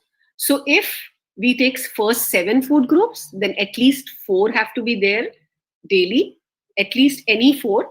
Or if we take the complete 10 food groups, then 7 have to be there in a baby's diet. So if the mother and child is vegetarian, then these 2 get automatically eliminated, the egg and the meat, the non-vegetarians, that get eliminated naturally. So it is better that the child gets these all food from all these food groups for good growth and development. Okay, so now let's see the cereals. What are the cereals? So cereals are rice, wheat, jowar, the millets like jowar, bajra, and also tubers like potato, sabudana is there. So all these things come under cereals. These are mainly the source of carbohydrates, which we consume daily. Now these are the second food group is pulses. In this pulses, we can also include nuts and seeds. So dals, legumes. So these are sources of protein. So which seeds would you include? Like there is till, sesame. Then there is groundnut, coconut. So you can include nuts also because they are a very good source of protein. Next week, so then generally our food consists of a combination of cereals and pulses. So if you see there's dosa, idli, dhokla, there's khichdi. So all these things we make in the house, we generally combine cereals and pulses. Now, what are the vitamin A rich foods? So vitamin A rich foods are yellow, orange, or red in color, like papaya, mango, carrots, and green leafy vegetables are also rich in vitamin A. Now, why do we need vitamin A? Vitamin A helps in improving immunity, as well as it's very important for the normal functioning of eyes. We come to now, besides the vitamin A, besides these vegetables, what are the other vegetables? So there is a whole array. We have a huge variety of vegetables. So you can choose different colors. So different colors of vegetables will give you different nutrients in your food. So the baby will get a good amount of diversity of the nutrients also.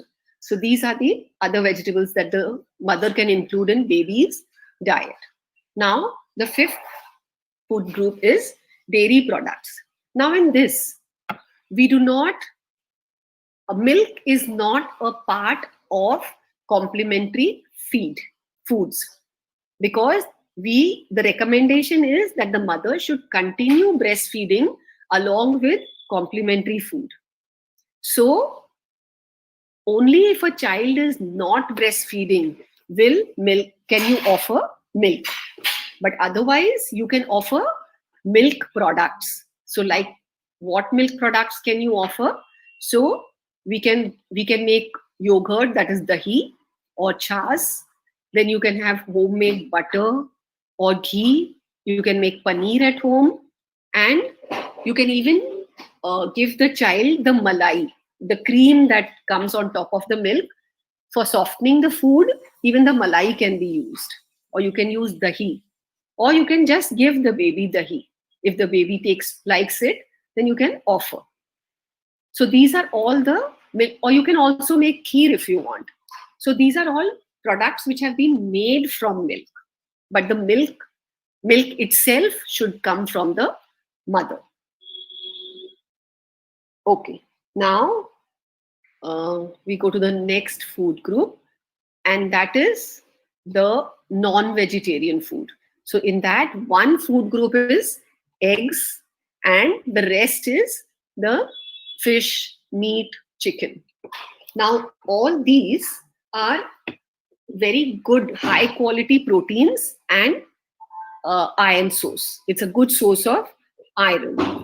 The bioavailability of iron from these foods is very good from meat, chicken or fish. So if the family is non-vegetarian, then you can also start giving the baby non-vegetarian these foods so that the baby can get a good quality protein and iron. After that, we come to vitamin C. Now, vitamin C contains all citrus fruits and amla, strawberries, tamarind. So all these are vitamin C. Now, vitamin C is required for healthy gums, and vitamin C helps in iron absorption. So whenever you take iron-rich foods, you have to add lemon juice to it. That's the easiest way to include vitamin C. But vitamin C lemon juice has to be added to the food after it has been taken off the gas and when it is being served on the table or when you are going to eat it. So keep a slice of lemon in the plate so that lemon juice can be sprinkled onto the food. And so vitamin C is available by itself, it's very good, as well as for iron absorption. Now we come to the next food group, that is iron. Now, what are the iron-rich foods? So we have green leafy vegetables, we have dates, we have jaggery, and food can be cooked in iron vessels. So what happens when food is cooked in iron vessels? Some of the iron is comes into the food, and so the food becomes iron rich. So mothers can cook in iron vessels. Now, when how is iron useful? So iron prevents anemia and thereby prevents infections. Now, with iron, you will take vitamin C, as I have mentioned earlier. And what is not to be taken with when you're taking iron-rich foods? So that is tea and calcium, because tea has tannin, which reduces iron absorption, and calcium also reduces the absorption of iron. So if you're eating iron-rich foods, it is better to avoid taking calcium-rich foods at the same time. And we recommend that for the babies, when the babies come for their immunization or when you're meeting the babies for other things, then you are recommended to start iron supplements for the baby from 6 months completed onwards. That means from 7th month onwards. Okay, now okay, I forgot to mention it in the slide, but another important thing is it's iron and iodine. So why is iodine required by the baby? Iodine is required for brain development. So nowadays, iron is very easily available to everybody if they are eating iodized salt. So salt has been fortified with iodine so that it is very easily available to the masses. It has mass fortification has been done. So iodine is another essential nutrient that we need. Now next we come to vitamin D. So vitamin D is extremely essential because calcium can be absorbed only if there is vitamin D in the body. And which is the easiest source of vitamin D? The sunlight is the easiest way that the body can get vitamin D. So sunlight, you can expose the baby or even an adult should be exposed to the sunlight for between 9 to 10 or 10 to 11 for about 20 to 25 minutes on the skin. If the sunlight falls, then automatically the body makes vitamin D. So these are the food groups. Water also has to be started. When you are starting complementary feeds, then you start giving the baby because first 6 months has been exclusive breastfeeding. So we have not given water to the baby for the first 6 months if the baby is exclusively breastfed. So with complementary foods, you can start water also. And all these pictures that I have shown of vegetables, of the various things that come in these food groups, it's not necessary that you have to use these. What you need to do is you need to use locally available food groups. So, and you have to give the baby family foods by mashing them initially. So do not prepare separate food for the baby. Whatever the mother is making for the entire family, initially you mash that food and give to the baby. Why do you not prepare separate food? One, because it's if the baby is taking family foods, then the mother saves a lot of time which she will spend in making separately for the baby, making food separately for the baby. And secondly, the baby has to get used to the foods that are eaten by the family. So right at the start itself, that taste is introduced to the baby. So then the baby easily takes to it. That is 6 months, completed 6 months is the age when the baby is ready to experiment and he reaches out to the food and he wants to eat food. You can see it by his actions and his body language. So that is the time when you can introduce your family foods. Only thing, initially we shall come to the consistency, how the consistency should be. So initially you will have to mash them, but it makes the baby take to the foods easily and he will not reject the family foods and will be ready, accepting of those foods. Another thing that I wanted to mention here is that you can germinate and sprout the pulses. Why? Because it increases the nutrient value. It increases the bioavailability of the nutrients. So germination and sprouting of cereals, of pulses, is a process that can be done just to increase the nutrient density, nutrient value, as well as fermenting. Which are the fermented foods that we eat? Idli, dosa, dhokla, and there may be many more also. But so how does this fermentation helps? This also adds to the nutrient density. The foods get more nutrients. So that is why it's better to have these. It's good to include these processes when you are making food for the baby. Okay, now when we are giving a meal to the baby, so how do we make it nutrient dense? How do we get maximum number of food groups in the baby's daily meal every single day? How do we get more and more food groups? So I've just used an example of khichdi, which is generally made, I think, all over India. So in khichdi, what do we use? We use rice. So the food group cereals has come. Then we use dal and we can use some seeds like sesame seeds, or we can use groundnuts, or we can use coconut also if required. And so there we get the pulses.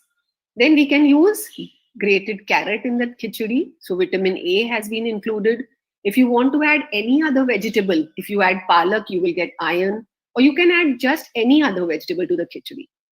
If you have the khichdi with curd, or if you put a little bit of ghee in the khichdi, then you have included the dairy products. If you add palak, or if you garnish the food with coriander, with dhania, then you have included iron. Lime juice, if you put lime juice on the khichdi before giving it to the baby, then you have also included vitamin C. It is important to add a little bit of ghee in the baby's food, because the baby's stomach capacity is small and the baby needs a lot more calories. So to increase the calories, you can add a little bit of ghee to the food to increase the energy density. The baby will get more energy dense food. So this can be done with any meal, any food that you are giving to the baby. Try and incorporate most of the food groups. Try and see that one thing from each food group is added in the meal of the child, so that maximum food groups have come. So you are taking care of the diet diversity of the child. Now we come to frequency of food. Now we come to frequency of food. Now, how many times? Just a second.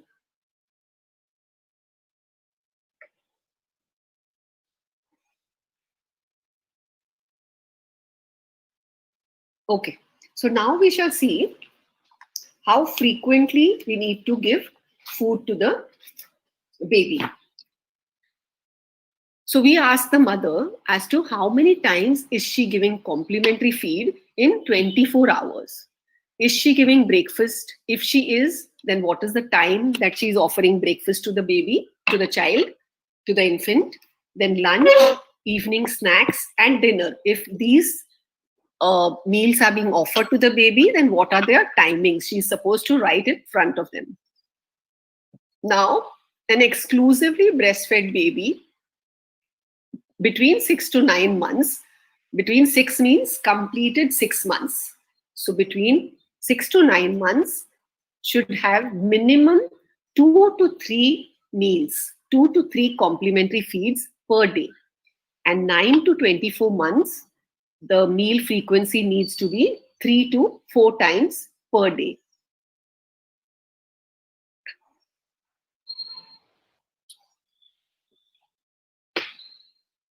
And formula fed or top fed baby will need, so 6 to 24 months, the baby will need minimum 4 to 5 meals per day.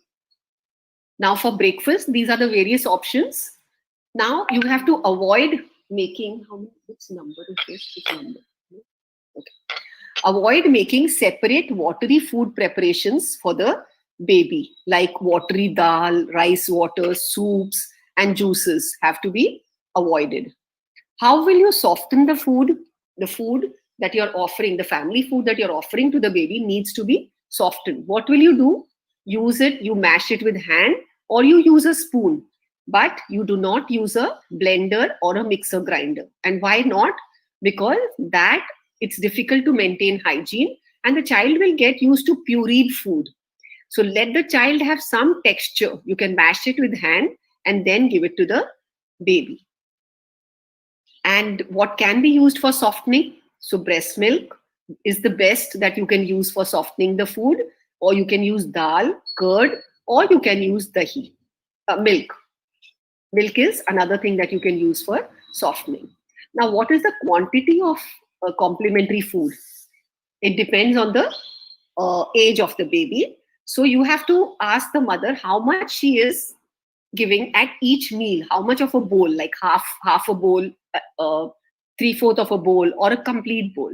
So the suggested proportion is from 6 to 8 months, we start with 2-3 spoonfuls, and the quantity is about half a vati. And from 9 to 11, it goes from 9 to 11 months, it goes from 3/4 to 1 vati.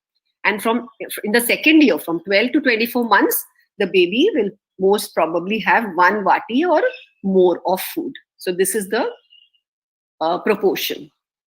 And the frequency from 6 to 8 months, it will be 2 to 3 times, breakfast, lunch, and dinner, and then 3 to 4 times with, one in between these 3 meals. And from 12 to 24 times, it can be 5 times or more. So that means 2 more in between meals are added.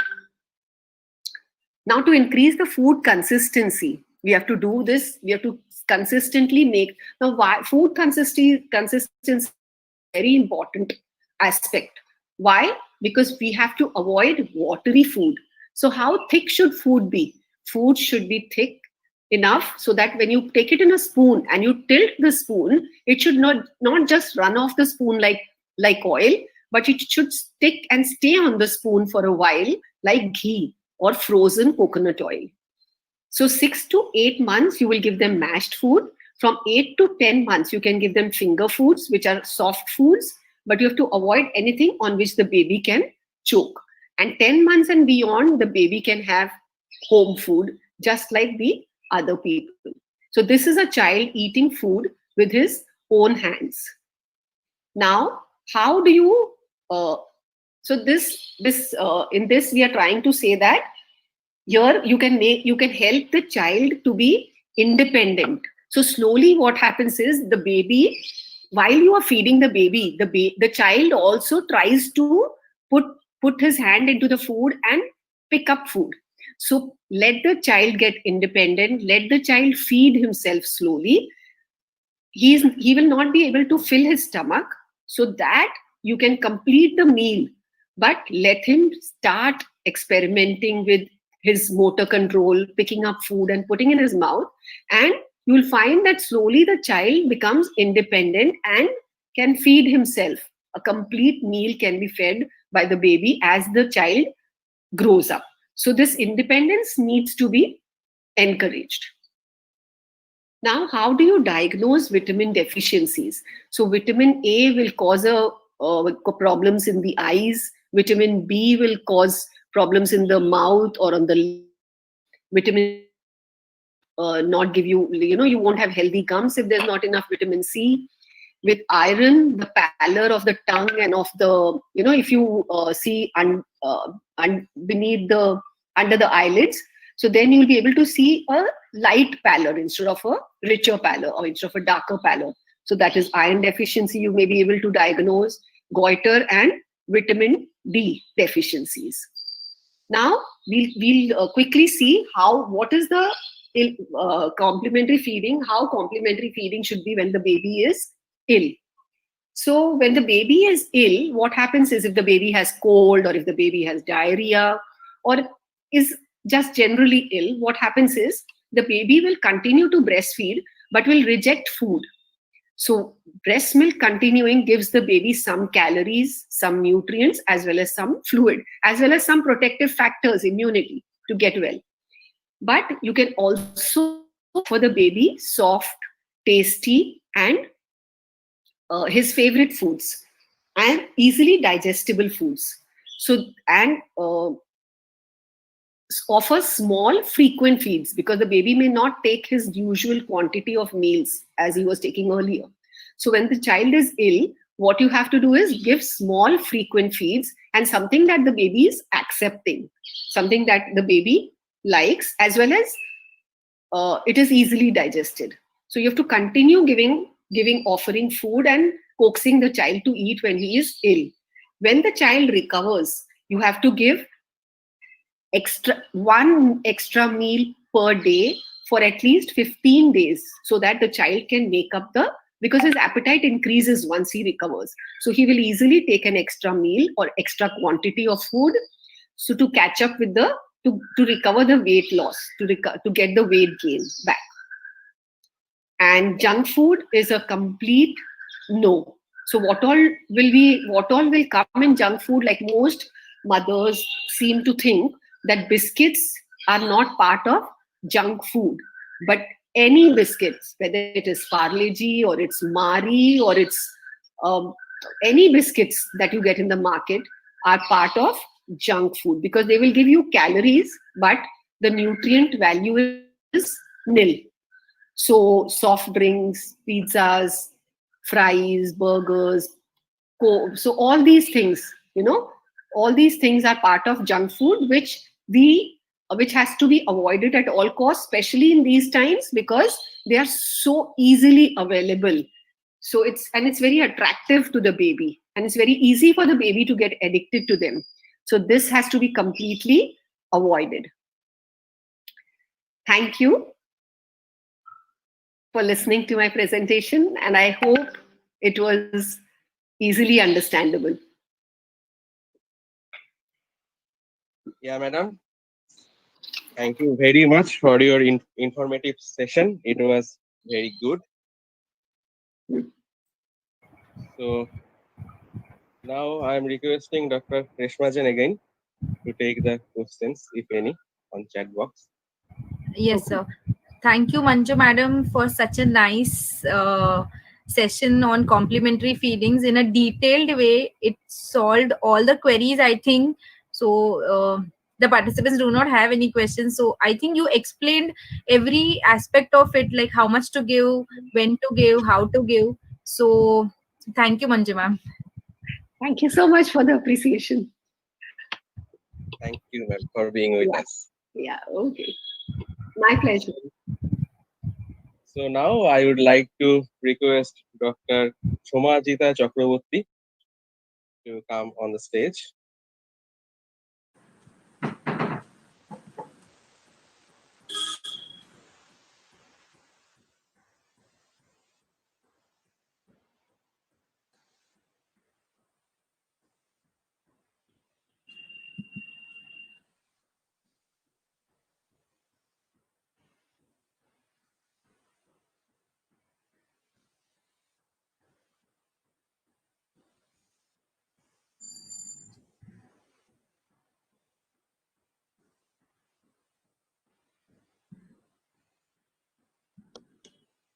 Yeah, thank you everyone. Am I audible and is my Ma'am, screen visible? yes, you are audible, you are also visible, and your slide also. Okay, thank you very much. Uh, so I'm the last speaker in today's session and I have rushed from the hospital. Thanks, Dr. Urijit Kormukar, for inviting me and allowing me to participate in this wonderful e-conference in the breastfeeding week. Uh, Let me introduce myself. I'm a clinician. In one word, I am an obstetrician. Presently, I am a professor in a newly constructed government medical college of West Bengal. I'm initiating a department. It has been initiated. It's a very busy hospital, catering almost 1,000 deliveries in a month and almost 30 major gynecological surgeries and 150 minor surgeries. We are 25 obstetricians in that department. I'll show you the picture at the last slide. I have worked in Medical College Calcutta before coming to Diamond Harbour over the last 17 years. I have done my graduation from Medical College Calcutta in 93, followed by DGO from RG Kar, then MS from MGM Medical College Indore. Then I did my DNB when I was a resident in Sir Gangaram Hospital, New Delhi, and then I joined the West Bengal Government Service, teaching service. And since in West Bengal, the clinicians are allowed to do private practice, so I have opted in private practice, and my practicing hospital is Bhagirathi Neotia Mother and Child Care Hospital, one of the subspecialty obstetric hospital of Calcutta. Okay, when I was asked by Dr. Kormukar to talk about parturition and breastfeeding, when we had a short chat over telephone, he wanted to emphasize this vaginal delivery and the increasing rate of cesarean section, which is really reaching an alarming point. How are they affecting the breastfeeding practices in our country and maybe somehow worldwide? So I said that, okay, don't use the word parturition, because cesarean section is not parturition. Cesarean section is abdominal delivery. For a parturition, there must be labor process, and which is only possible if the mother delivers vaginally. Otherwise, in an elective cesarean section, the mother hasn't got into labor, and in case of an emergency cesarean section, maybe the labor process is half through. So I have cleared the heading. It's the vaginal birth and cesarean section and breastfeeding. So we'll discuss. I have divided my lecture into few halves. The first one, let me start with some physiology that has been discussed by several other wonderful speakers in these conferences, and it's really heartening to hear so many beautiful, wonderful speakers that they are addressing so minute issues, which many of the time, due to lack of time and bigger number of doctors in our country, we miss out. Let me confess that. But those are absolutely essential to explain to a non-medical person, and those really help the mother to initiate and maintain the breastfeeding. The bondage between the mother and the baby is developed, and then also the receiver and the service provider, all the tussles, those are eased off. So thanks once again to all my previous speakers. So the first step will be physiology, which has been already covered. Then a few glimpses on oxytocin, because basically you all know in a vaginal delivery, it's the oxytocin which pushes the baby. Is that oxytocin effective in ejecting the milk also? What do we practice, or what is the recommendation of the practice? Is it enhancing or hampering breastfeeding when we are giving oxytocin or not? This will be followed by few evidences, meager evidences which I got, how breastfeeding is affected in mother having vaginal delivery or after C-section. Then will be a presentation on management, what has been done. I won't tell what should be done. There is a big gap between what is said and what is done. Has been done when I was in Medical College, Calcutta, and the thing is getting done. It's done in Diamond Harbour Medical College. How do we initiate breastfeeding in a mother? And lastly, few slides, which you will really find interesting on cesarean section. Why do human beings require a C-section? Okay, so let's start. Breast development and milk production stages. You all know, you are master. The first stage is mammogenesis, followed by galactogenesis. Then it's galactokinesis and galactopoiesis. The mammogenesis is development of the breast, which starts with puberty. That's stage 1.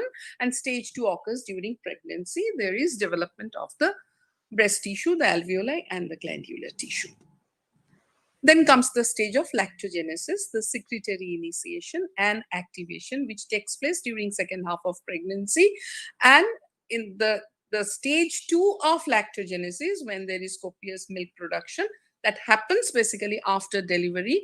And it really starts, I tell to all my patients, don't expect that you will have enough breast milk immediately the baby is born. No, it takes 3 days time for the mature breast milk to eject from the breast. Many of our patients, it should be explained to the mothers. There would be mothers in the antenatal clinic.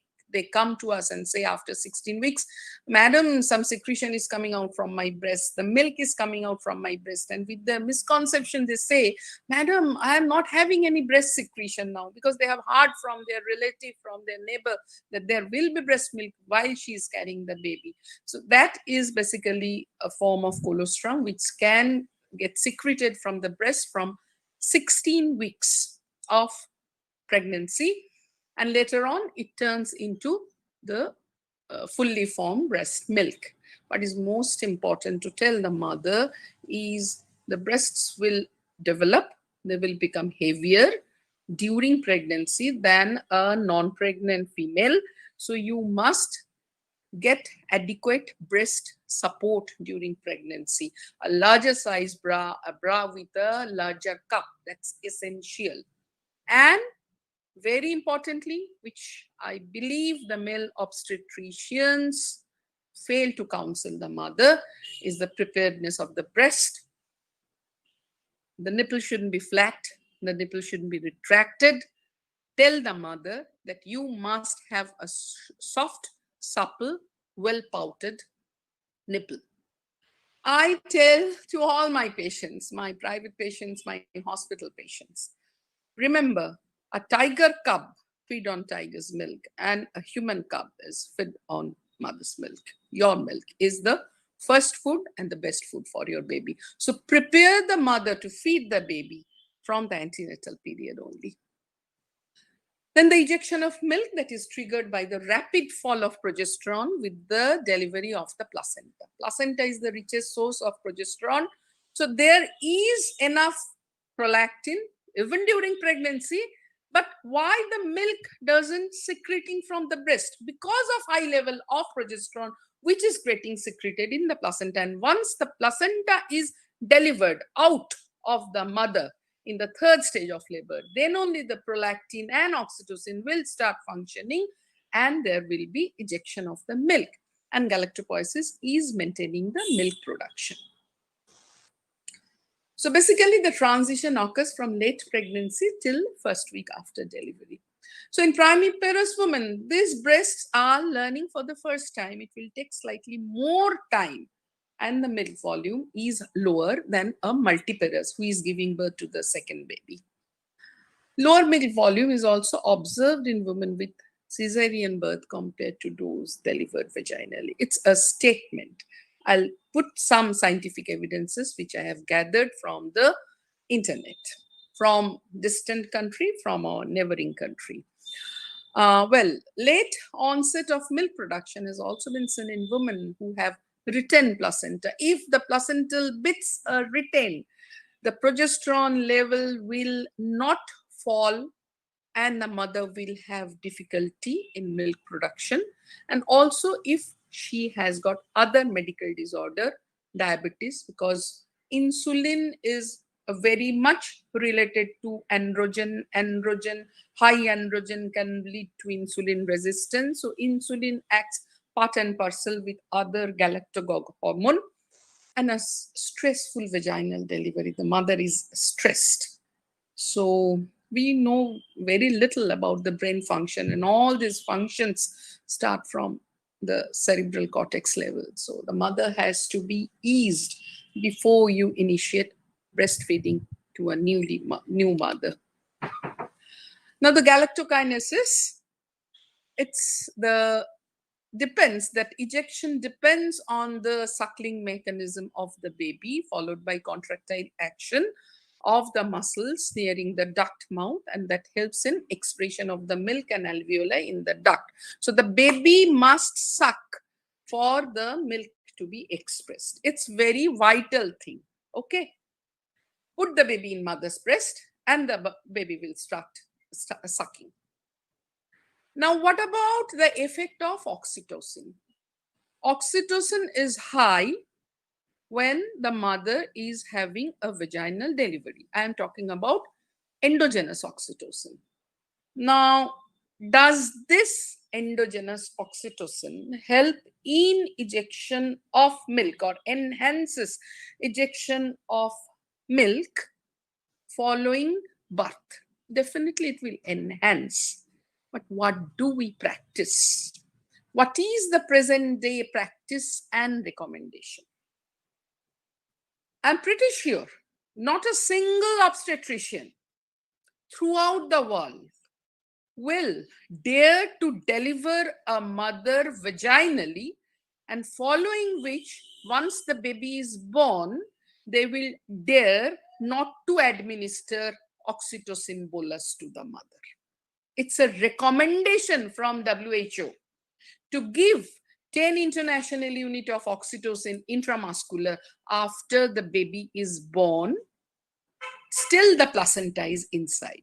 This 10 unit of oxytocin will enhance separation of placenta, that will cause contraction, tetanic contraction of the uterus. It enhances separation of placenta and it prevents postpartum hemorrhage, that is the first cause of maternal death in our country. I will not dare, not a single obstetrician in our state, in our country, and even in the world will dare not to administer 10 unit oxytocin following any kind of birth, be it vaginal delivery or C-section. And more importantly, when you are giving oxytocin infusion to a mother to enhance uterine contraction, provided the mother is delivering vaginal, you are expecting a vaginal birth and you are enhancing the contraction of uterus using exogenous oxytocin. That exogenous oxytocin will inhibit the action of endogenous oxytocin. So how much will be the effect of mode of delivery, whether vaginal or C-section, when in any case we are using exogenous oxytocin in both the situations? Well, if the mother is in pain for the stitches in a vaginal delivery or for a C-section, if there is breast engorgement or there are certain psychiatric problem, because the postpartum blues are really common. 75% of the mothers suffer from postpartum blues. These are all hindrances for successful breastfeeding. So I got this commentary. This has been published in American Journal of Obstetrics and Gynecology in the year 2015. It's a commentary on endogenous versus exogenous oxytocin. It is important to highlight that despite all benefits, oxytocin and its synthetic form do not work in the same way of endogenous oxytocin. Therapeutic oxytocin cannot cross the blood-brain barrier of the mother due to its property and characteristics. Therefore, it cannot produce natural endorphin and reduce pain during labor. Rather, it enhances. And its continuous administration via intramuscular or intravenous may cause the contraction even larger, even stronger, and cause hypoxia to the baby, which is dangerous to the brain development. So whenever you are administering exogenous oxytocin in case of a vaginal delivery, be judicious and don't expect this exogenous oxytocin will enhance breastfeeding. And whenever you are using oxytocin in third stage of labor after delivery of the baby in all the mother, that oxytocin is definitely helpful for separation of placenta, but that oxytocin will not enhance breastfeeding. So 10-unit oxytocin is a grade A recommendation by WHO, and that should be administered to all mother, whatever is the mode of delivery. Galactopoiesis is maintenance of breastfeeding. You have to empty the breast and it will get filled up. That's all. If you do not remove the milk, it will be suppressed gradually. And there comes the action of hormone prolactin and oxytocin in maintaining the breast milk production, but mechanical along with hormonal. These two will act synergistically to maintain the breast milk production over a period of next few months, maybe over years. So there is shift from endocrine to autocrine control, as I have already mentioned. If milk is not removed, elevated intramammary pressure and accumulation of accumulation of the milk, a feedback inhibitor of lactation, will reduce the milk. The mother has to empty the breast. Even after feeding the baby, we tell the mother, if you feel that the breast is not empty, express that milk. Well, you can keep a breast milk in room temperature in our country for 24 hours. You can feed the baby with katori, spoon, sterile, or if there is enough excess, and discard, or if you have access to a milk bank, donate the milk. Now, few evidences which I could gather. This was published in the year 2016 in a Canadian journal, Breastfeeding and Mode of Delivery. If you look carefully, this column is elective cesarean section, the mother who hasn't gone into labor, and this is following vaginal delivery. Mother who had elective cesarean section, 7.4%, no intention to breastfeed, which is half in case of mother who had vaginal delivery. Did not initiate breastfeeding, which is less than 50%. So more mother will initiate breastfeeding following vaginal delivery in comparison to those mothers who had elective cesarean section. They have opted for elective cesarean section, and one of the choice for elective cesarean section is patient's choice that has come up in RCOG guideline. Difficulty in breastfeeding following vaginal delivery, all over 29 mothers had difficulty. Not much increase following elective cesarean section, 33%.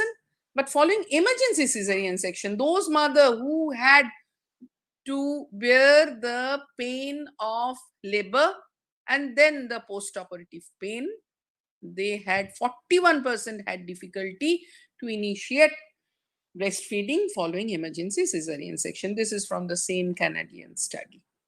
So what they concluded, women who delivered with a planned C-section were more likely to discontinue breastfeeding before 12 weeks postpartum compared to those delivered vaginally. P-value stands at 0.014, and they have controlled the study group and the control group according to their income, education, parity, preterm, maternal, physical, and mental health, ethnicity, and breastfeeding difficulties. So this is their conclusion. Now come to another study. This was published in Iranian Journal of Medical Science in the year 2011, and the study has been done in Pakistan. They said that women delivering their babies by C-section run a 1.38-fold greater risk of having problem with breastfeeding in comparison to women delivering vaginally. But when I looked into their charts carefully, the upper one is vaginal, the lower one is C-section. Not enough milk. The problem was more with C-section, 52%, 48% following vaginal delivery. Cracked nipple, more problem with vaginal delivery than with C-section. Inverted nipple, more problem with vaginal delivery than with C-section. The mothers were not prepared during antenatal period to feed the baby. Why blame the mode of delivery? Rather concentrate on preparing the mother while the mother is coming to you for antenatal care. This is completely a different study. I was absolutely astonished, and anyone can make a comment. This is another American study, Michigan. This is from Michigan, and a recent one, June 2019. They have commented absolutely against breastfeeding. They said that mother who breastfed their child were at high risk of postpartum depression. There is negative association between cesarean delivery and postpartum depression. Mother who delivered by C-section will suffer less from postpartum depression, but still they said that encouragement due to health benefits, the mother should be encouraged for breastfeeding for health benefit and decreased risk of complication. I really do not know, but it's an American study. So where do we stand now? The recommendation, I think obstetricians before me must have told this thing, that early initiation of breastfeeding, that's the recommendation. What do we mean by early initiation? Breastfeeding has to be initiated definitely within 1 hour of birth, and you must have seen the video of baby crawl. If you put the baby on mother's breast, immediately following birth, the baby will crawl and find the nipple. That's a wonderful video. But definitely you have to put the baby in mother's breast within 1 hour after birth, whatever is the mode of delivery, be it vaginal or C-section. Because baby's suckling reflex is strongest within 1 hour after birth, and the mother gets emotional attachment once the baby is put to the breast. And we obstetricians are fortunate to see several reactions from the mother. When the mother is on the labor table, mother is on the operation table, and the baby is on the mother's breast. It helps tremendously to develop the emotion bonding between mother and the baby. And when the mother initiates the breastfeeding within 1 hour, there is more chance of successful breastfeeding, especially exclusive breastfeeding for the first 6 months, and production of milk is stimulated. So it has got a number of benefits. Now let us come to the management portion. These are all said, but do we obstetricians really do this and follow this guideline? I did this study. Is a quality improvement work in Medical College, Calcutta, the oldest medical institution of our country. It was initiated, the Medical College, Calcutta was built a few months before Madras Medical College. That's the first medical college in our country. So I collected some baseline data. I did it following vaginal delivery only. And our team found that early initiation of breastfeeding in labor room is done only 30% of newborn during morning 12 hours and only 15% of newborn in the night 12 hours when the baby's weight is more than 2 kg and the baby is not going to the nursery. Maybe staying with the mother, but the breastfeeding is not initiated in labor room. So we set up a target. We said that from 15%, we'd like to make it 80% over a period of 3 months. There are several tools. Those who have management ideas, see how management principles are amalgamated in practicing medicine. There are several management tools. I learned how to analyze the data. It's not that I will issue an order or I will ask the head of the department that you just issue an order that breastfeeding should be initiated to all healthy babies immediately following delivery in the labor room. Otherwise, punitive actions will be taken. No, that cannot be sustained. These are some management principles, and these are some tools which we use to analyze the data. One is called flowchart. You all are well accustomed with flowchart. We used to draw a lot of flowcharts in our examination. We have learned so many flowcharts. Fishbone analysis is a wonderful thing. The way we separate the non-vegetarian, we separate the bones from the fish. That's how you analyze the problem. Pareto principle. Pareto was an economist from Italy. And the 5 why. We have used it when we ask why, we get the answer. So we use the principles. So this was the flow chart in the delivery process. You see, delivery, baby born, and the basic things are done. The cord clamping, delayed cord clamping, baby to the radiant warmer, the necessary injection. Baby is shifted to the baby room. There was a beautiful baby room in the labor room of Medical College, Calcutta. And the mother is on a trolley following birth, and the baby is in the baby room. Whether the baby is given to the mother before shifting, mother is observed for 1 hour, and the mother gets shifted. And at the time of shifting, she gets the baby and she goes to the postnatal ward. So this is a cloud area. We do not know what's happening over here. This is called a fishbone analysis in medical practice. There are 4 P's. We found there can be 3 areas where it can be hampered. Going into the detail. Either the baby is not given to the mother after delivery by the nurse, or there is delay by the junior resident who is repairing the stitches, or there is a delay by the cleaning staff and not providing mother the gown and cleaning, and this is a delay by the ayah. Right. We try to analyze the problem using a Pareto chart.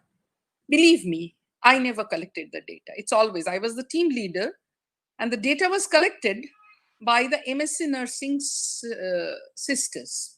It's a principle of any management. A person who is collecting the data, is analyzing, is presenting, definitely there are going to be some forgery. So I was in the leadership. People working in the labor room, they were the doers, and they were the nurses mainly. And the nurses, who were the student nurses, MSc student nurses, they were the data collector.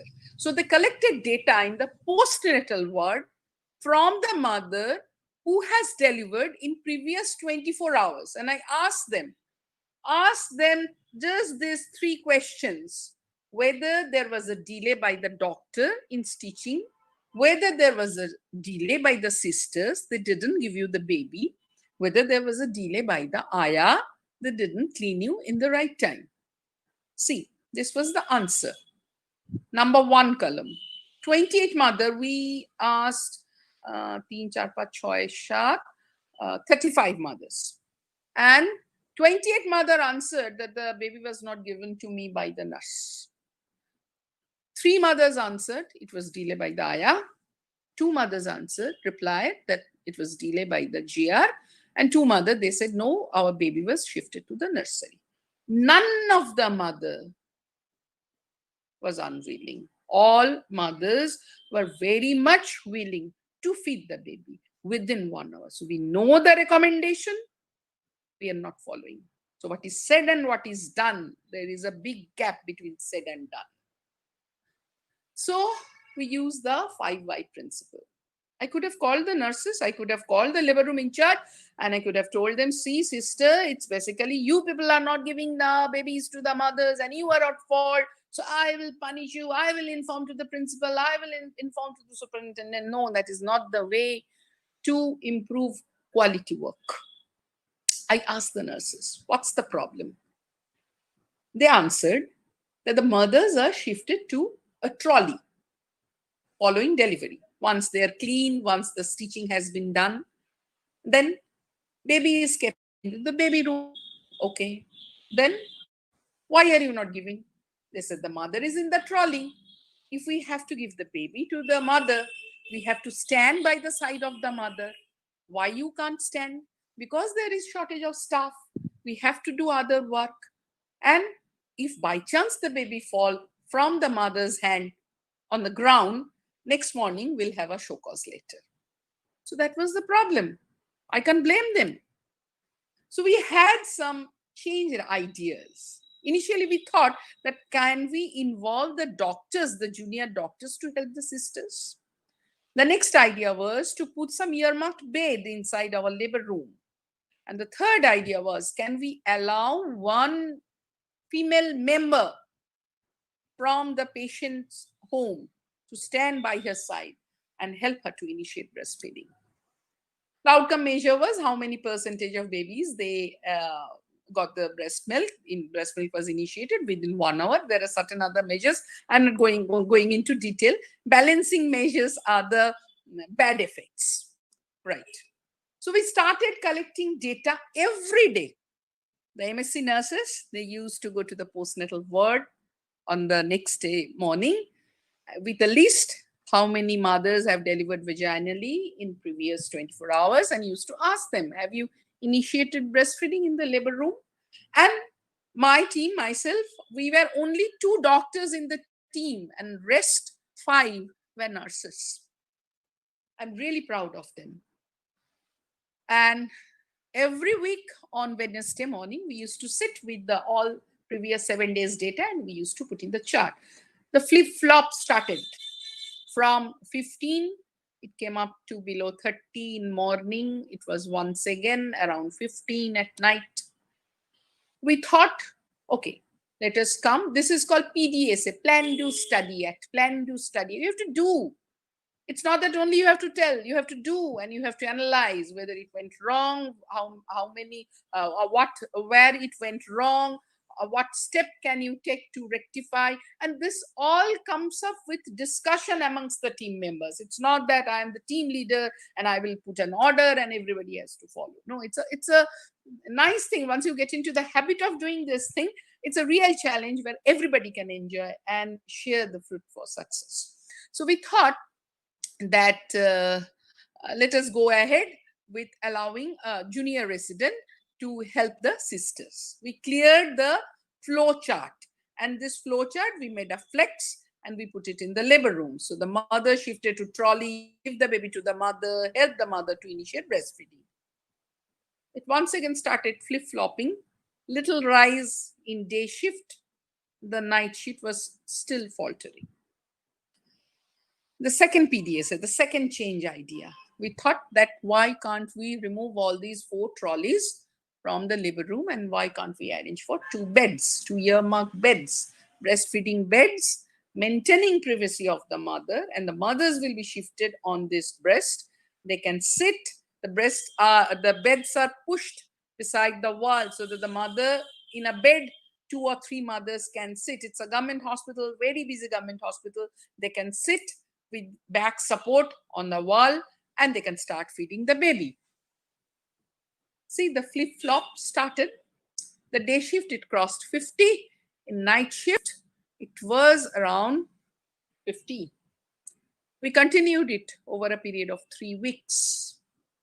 I haven't taken the picture. This is from a night shift. On next day, I had a presentation. I asked one of our residents that, can you please take a picture? A mother is sitting on the bed and feeding the baby. You see the mother is sitting with support from the wall.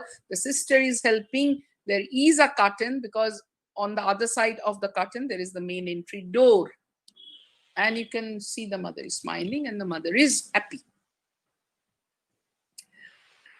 Then we thought that there was a beautiful baby room. Can we abolish the baby room? This was something we thought big. Can we abolish the baby room? There shouldn't be any baby room. It's a 100-plus-year-old, 125-year-old maternity hospital, Eden Hospital. Can we abolish that room and we can shift the baby from after the birth, the things are done and directly to the mother in the cot. So mother has to stay with the baby only. The baby will not be in the baby room. So this was the plan. I did this much of engineering. This was basically the baby room. And the mothers, the trolleys, they were here. So it was converted into a nurse's room. I had to take permission from the head of the department. get a little civil work in that room, and this was abolished. So here are the labor tables. Once the delivery is done, mother is coming over here. From the newborn care corner, the baby is coming to the mother. See how it was. The run chart, the median touched almost 100. These are my MSc sisters. She is the teacher, and they're asking the postnatal mothers next day. What happened in the meantime? The doers were the labor room sisters, and the data collectors were the MSc nurses. The labor room sisters said, "No, mother, no, madam, we are giving the mother the baby, but the data is somehow not, the median is not touching 100.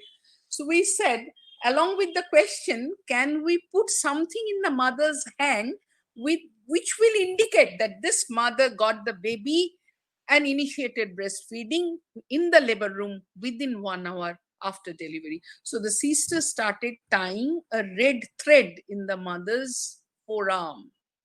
And these nurses, the MSc nurses, they asked the question to the mother and checked the red thread. So it's a double checking whether the mother initiated breastfeeding in the labor room.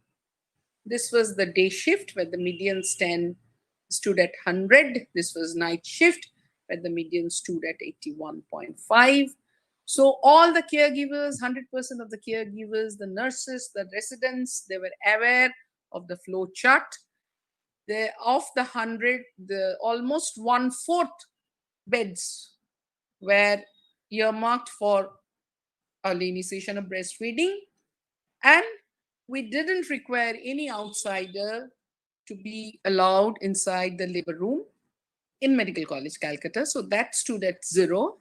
But in Diamond Harbour, we always allow one female attendant to enter with the mother in the labor room, and she stands by the side of the mother, and we have got 6 earmarked bed for early initiation of breastfeeding following vaginal delivery of the mother, and with the help from the lady coming from their home, they feel more comfortable. Along with help from the sisters and doctors, they initiate breastfeeding within 1 hour after birth, following all vaginal delivery when the baby is not sick, baby is healthy, and mother is not having any complication.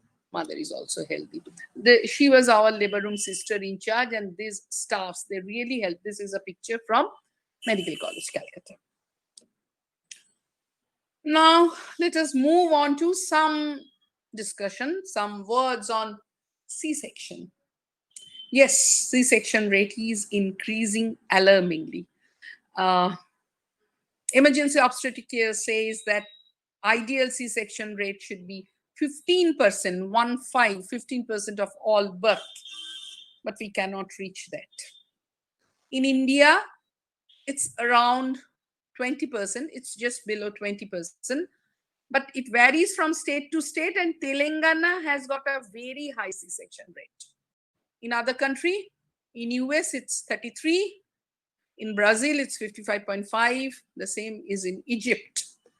In most of the government medical colleges of West Bengal, cesarean section rate stands at 40%. In Diamond Harbour, when we joined in September 2018, it was around 15%. It was around 50%. I was really astonished. And then we started a quality improvement project. And presently, it stands just below 40. We have made a target of 30 without affecting the health of the newborn. And we do audit every Monday on the inborn babies, SNCU admission, and if they have succumbed. That should not be increased, but we have a target to lower the C-section rate. Another 5 points, maybe around 35% from 40%. So why do we require a C-section? Why don't other mammals require a C-section? That's a very common question asked to the obstetricians. I am not supporting C-section, but why it is necessary? If it is necessary, it has to be done to save the mother and the baby. Why do a human will require a C-section? Because of evolution. It's our evolution history. In all other mammals, there is a foregirdle, the shoulder girdle, and hind girdle is the pelvic girdle. The shoulder girdle is the weight bearing, and the pelvic girdle is the birth passage. Think about lion, think about tiger, think about elephant, think about goat, cow, giraffe, zebra, anything, even think about apes. The foregirdle is the weight bearing, and the pelvic girdle is the birth passage. But in case of human, the price we pay from the time we stand erect, our pelvic girdle is meant for weight bearing, is meant for birth passage, is meant for thermoregulation because of the amount of blood getting collected within the pelvis. So along with locomotion, weight bearing, childbirth, and thermoregulation, all functions are done by the pelvic girdle of a Homo sapiens. That's why our pelvis is different from others. So Homo sapiens started 200, we evolved 200,000 years back in Africa and many other parts. But our closest neighbor, relative, the apes, it's different in them. Why? There is important difference between an ape pelvis and a modern human pelvis related to its size and the axis. If you carefully look at your head, the longest diameter of your head is antero-posterior. In an ape pelvis, the largest diameter is always antero-posterior. So the head has to enter antero-posteriorly in the diameter, and the head will come out, the baby will come out in antero-posterior without any further movement, just a push, a thrust from the uterine pain, and the baby is delivered.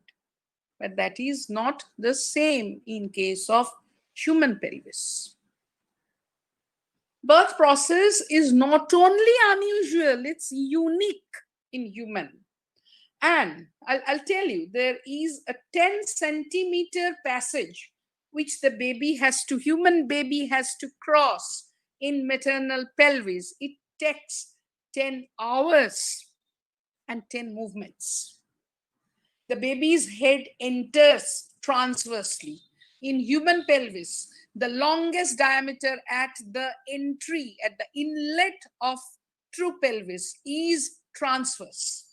And then the baby's head has to rotate 90 degrees while the baby is traversing through this 10 centimeter, 1 centimeter in each hour. And ultimately, when the head is coming out, it comes out in an antero-posterior diameter. So from transverse, a 90-degree rotation, and comes out in antero-posterior diameter. This rotational movement is unique in human. And even if the head comes out, the shoulder of a newborn, it's 12 centimeter. No antero-posterior diameter of pelvis is 12 centimeter. So you have to pull the shoulder, be it a vaginal delivery or a C-section. You have to pull the shoulder, and if it gets obstructed, we call it shoulder dystocia, and that's a nightmare for an obstetrician. So pelvis is important for locomotion. Initially, it was a flat pelvis of Homo neanderthal, but later on, with evolution and increase in size of the brain size of human, evolution realized that a larger brain cannot be delivered through a flat pelvis. In our MBBS examination, the best students were asked, describe the mechanism of labor in a flat pelvis. Okay, so the pelvis also evolved with the increase in the size of human brain. And from flat pelvis, it turned into a gynecoid pelvis. I will show you the pictures. So modern human pattern of rotational birth evolved only with the origin of Homo sapiens. Among tropical human, this is another interesting point. The pelvic size will vary with the temperature. In those countries with cold weather, the pelvis has to accommodate more amount of blood. That's why the pelvis in European country are larger in size than the pelvis in Asiatic people. In, say, Indian subcontinent, where we don't have to toil much to control temperature, where there is no much of larger variation of temperature. And that's why 100 years back, a legendary figure, Professor Kedarnath Das, he did his research on modification of obstetric forceps. You know what is forceps? Those are two blades that hold the baby's head and take out the baby's head by pulling, like those chisel we use and take out the baby's head. We use it. Forceps delivery was once upon a time very popular.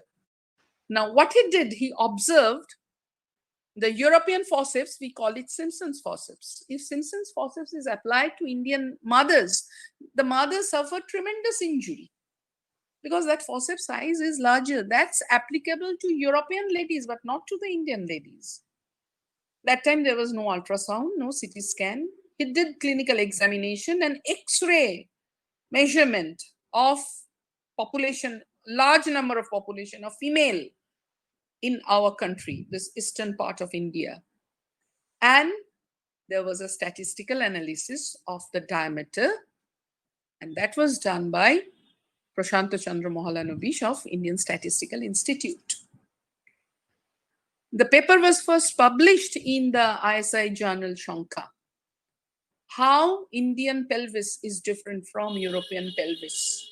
And then he designed Simpson's forceps to Indianize that forceps suitable for Indian mothers. We call it Das's forceps, and that's in use nowadays as one of the method of instrumental vaginal delivery.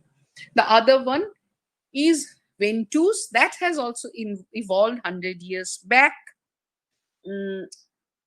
If you have seen the movie Three Idiots, that was a perfect, absolutely perfect demonstration of ventouse use. That's much easier to apply than forceps, but there is chance of more failure when we apply ventouse. So these are the instruments we use. And birth canal proportion in modern human do not necessarily correlate with the body proportion. It's not that a lady who is tall enough will have a roomy pelvis. It's not necessarily, it varies. So if you look carefully, this was the pelvis of Homo erectus. This was the shape round. And this is the pelvis of Homo sapiens, where it's a heart-shaped gynecoid pelvis. A lot of things have been changed. The ala of sacrum has been shortened, and from a flat pelvis, it has become a heart-shaped gynecoid pelvis. So 10 centimeter length of the pelvis, 10 centimeter dilatation of cervix in labor, 10 hours time to deliver vaginally, 10 months of pregnancy, and that is even premature development in development scale. In other mammals, once the baby is born, they start jumping and they start running immediately.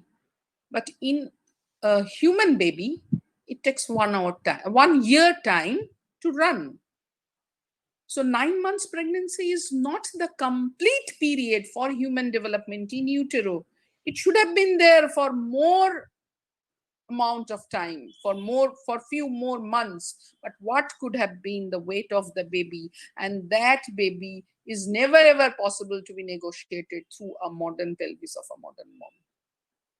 Just think of it. You people are from physiology. You people are from different fields. These are some ideas which we must think that human babies are born premature.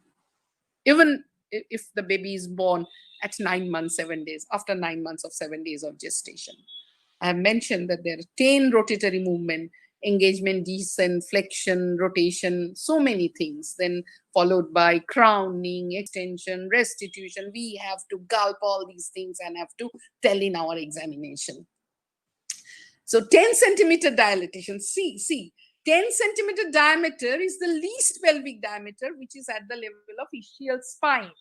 And a baby's head diameter of 9.5 centimeter has to negotiate through 10 centimeter.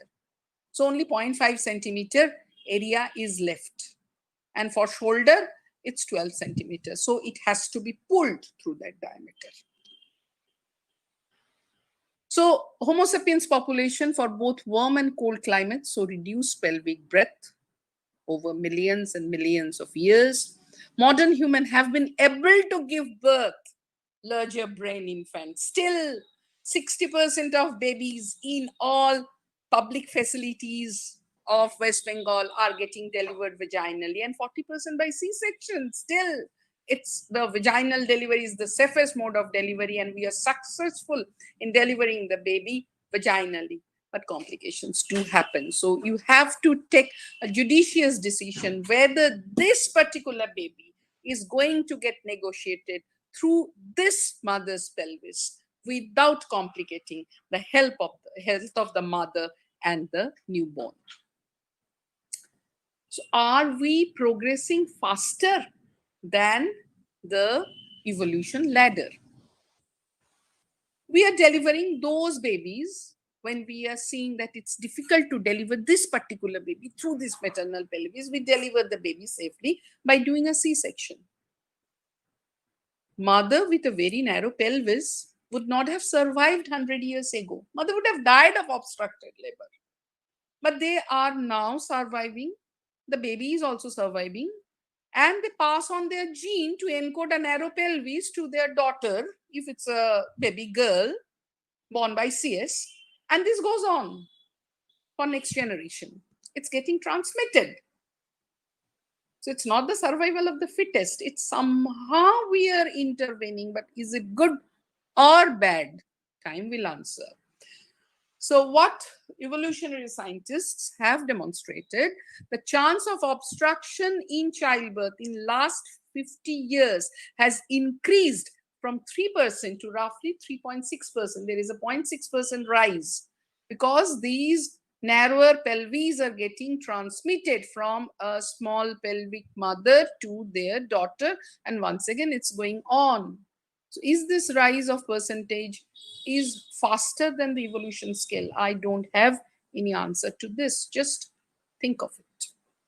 I think you must have read this book. So there are 4 chief ways in which misfit between biology and lifestyle would affect childbirth. Diet.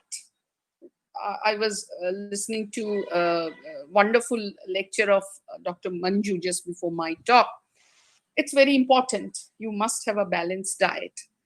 You must do regular exercise. The sedentary lifestyle that has made the pelvis difficult to give birth. Population density and reproductive behavior. And don't forget ethnicity. The Caucasian pelvis is of larger size than the Asia-Oceania group. So let me stop here with few take-home message. Breast changes start from early pregnancy, and it's the obstetrician's duty, the doctors and the midwives. It's their duty to prepare the mother mentally and physically during antenatal care for breastfeeding following childbirth. The breast must be prepared to feed the baby. The mother must be mentally strong enough. It's my baby and I will feed my baby. Once the mother is counseled properly, she is convinced early initiation of breastfeeding must be done on the labor table, on the OT table, and I proudly say I practice it for all my public and private patients. Due to continuous evolution process, narrow pelvis, warm climate, large fetal head, cesarean delivery is done in indicated cases. It's not a fashion because still vaginal delivery is the safest mode of delivery. And cesarean section is done for the safety of the mother and the newborn. And following birth, be it vaginal or cesarean section, a healthy baby must be put to mother's breast immediately. I stop here. This is our new medical college. It's the academic building.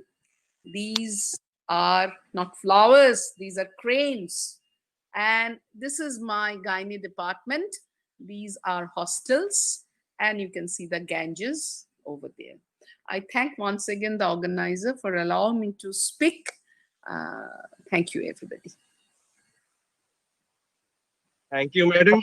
Thank you very much for telling the truth.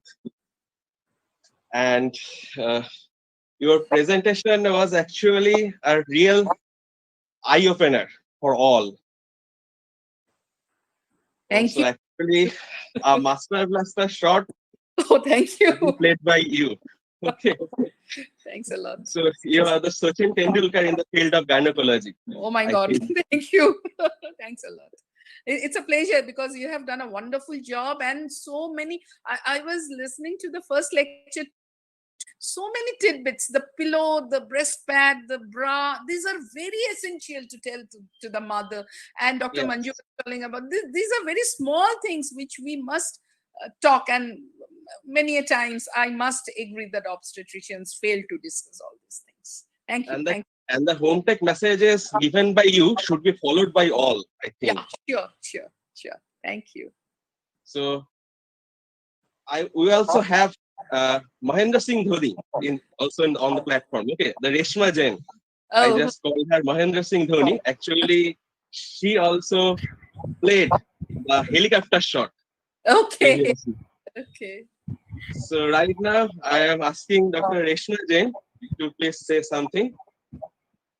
Yes, hello, ma'am. It was really, really very nice to hear Thank to you. you, and the explanation with the evolution that how the cesarean sections have been, because that is how the people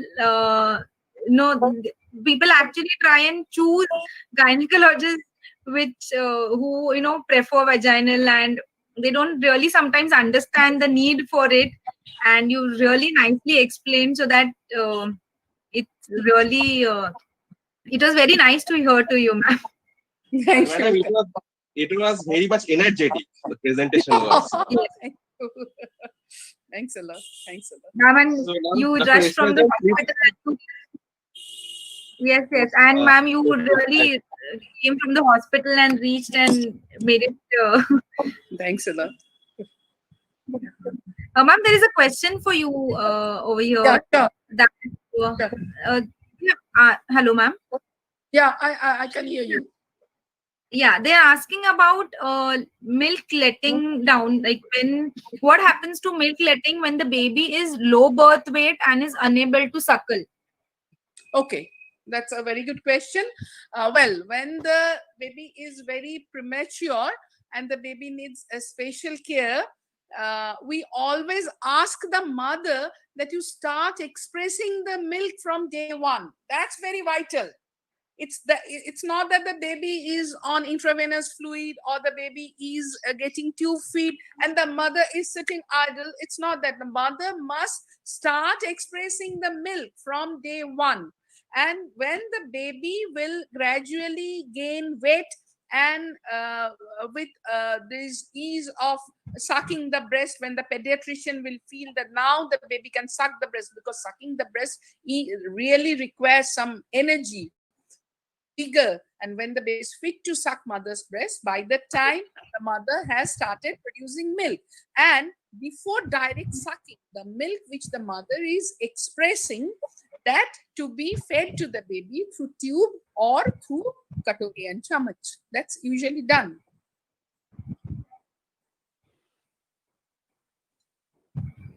Yes, ma'am. Thank you, ma'am. Ma'am, actually, one more thing I would like to mention here is this. Hello, ma'am. Can you hear, ma'am? Yeah, sure. I'm listening. Yeah. Yeah.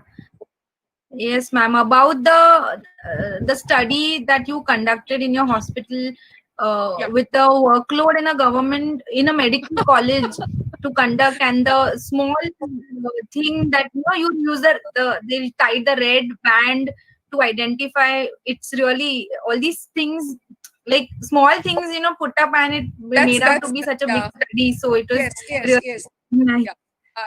Dr. Reshma, it's a wonderful. I was really fortunate to be picked up by All India Institute of Medical Science by Professor Ashok Devrari. Well, he, along with USAID, it's called POCQI, Point of Care Quality Improvement, and now it has come up in all states of India. And the Laksha program, the target-oriented Laksha program has come up. We have to do all these things. But how we can reach those targets? You ask Sachin Tendulkar to, you ask Mahendra Singh Dhoni to give a helicopter shot, but he has to learn the technique. What are the technique, how you can improve?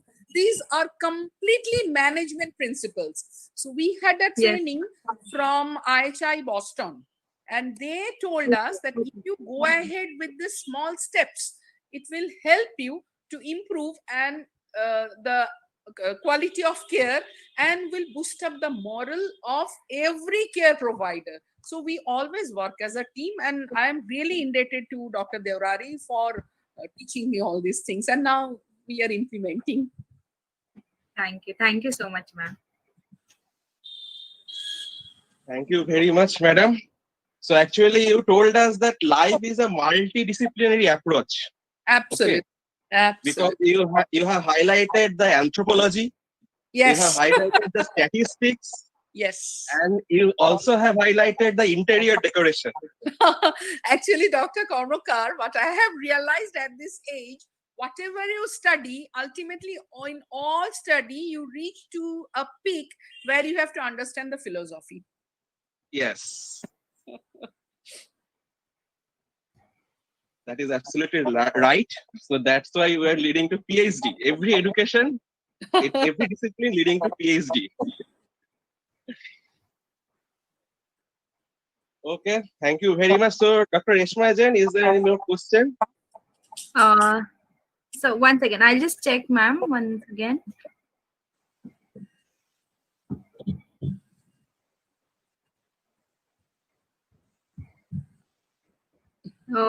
Ma'am, one question is there: are there any tools for lactation consultant to improve breastfeeding in daily course?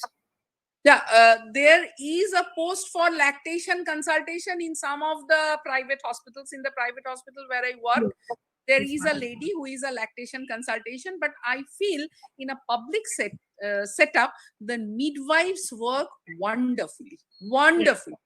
And they can help the mother. I think you must have had session on how to hold the baby, what is the correct positioning, and all these things must have been discussed. So those things, that a simple thing, the mother has to drink enough water before initiating breastfeeding. So these things are to be told to the mother, and every time you have to say, okay, well done, you are doing a great job, and they feel satisfied. You also get immense satisfaction. Yes, ma'am. Thank you, madam. Thank you again. So actually, this program is being telecasted on Facebook and YouTube, and it will be there later on. So, madam, I am requesting you to say something in Bengali also, because যাতে বাংলার মানুষ একটু ভালো করে একটু বুঝতে পারে সবকিছু, একটু যদি বাংলায় বলেন। বিশেষ করে যেগুলো আমাদের মেনে চলা উচিত কিছু, যেরকম আপনি বললেন না যে একজন মায়ের মানে ঠিকঠাক মানে হিউম্যান মিল্ক ঠিকঠাক ভলিউমে তৈরি হবে কি হবে না, আমরা সবকিছু actually day one of pregnancy থেকে তাকে মেনটেন করা উচিত তার লাইভলিহুডটাকে। আমি বলে দিচ্ছি আমরা এখানে অগস্ট মাসের 1 তারিখ থেকে 7 তারিখ ব্রেস্ট ফিডিং উইক সেলিব্রেশন করছি। আমাদের অনেক সুন্দর সুন্দর লেকচার আছে, আপনারা শুনতে পাবেন। যারা মারা আছেন, আমরা তাদের জন্য বলার, দেখুন প্রেগনেন্সি কিন্তু একটা নর্মাল কন্ডিশন, প্রেগনেন্সি তো কোনো অসুখ নয়, একটা স্বাভাবিক অবস্থা। এবং আপনাকে আপনার প্রেগনেন্সিতে আপনার ডাক্তারবাবুর কাছে মাসে একবার করে যেতে হবে। তিনি আপনাকে দেখবেন, তিনি বলবেন আপনি ভালো আছেন, আপনার বাচ্চা ভালো আছেন। কিন্তু ব্যাপার হচ্ছে জানেন, প্রেগনেন্সি সব থেকে শক্ত ব্যাপারটা হচ্ছে ডেলিভারির পরে, যখন আপনি শিখছেন যে আপনার বাচ্চাকে আপনি কি করে বড় করবেন। ধৈর্য বাড়াবেন প্রথম থেকে, কারণ মা হওয়াটা হচ্ছে জীবনের সব থেকে বড় গিফট, প্রাইসলেস গিফট বলে। তা প্রথম দিনই যে বাচ্চা এলো আর আপনি সবকিছু শিখে গেলেন তা তো হয় না। আপনাকে 9 মাস ধরে শারীরিক এবং মানসিক ভাবে তৈরি হতে হবে যে আপনি কি করে ভালো মা হবেন। আবার প্রথমে বলছি, ভয় পাবেন না, একটা সুষম খাদ্য খাবেন, প্রেগনেন্সির সময় আপনার ডাক্তারবাবু যা বলে দেবেন, ওষুধপত্র খাবেন। কতগুলো জিনিস আছে, ব্রেস্ট সাইজটা ইনক্রিজ করে, বেড়ে যায় প্রেগনেন্সিতে, সেই জন্য বড় সাইজের ইনার গার্মেন্ট ব্রা পরবেন।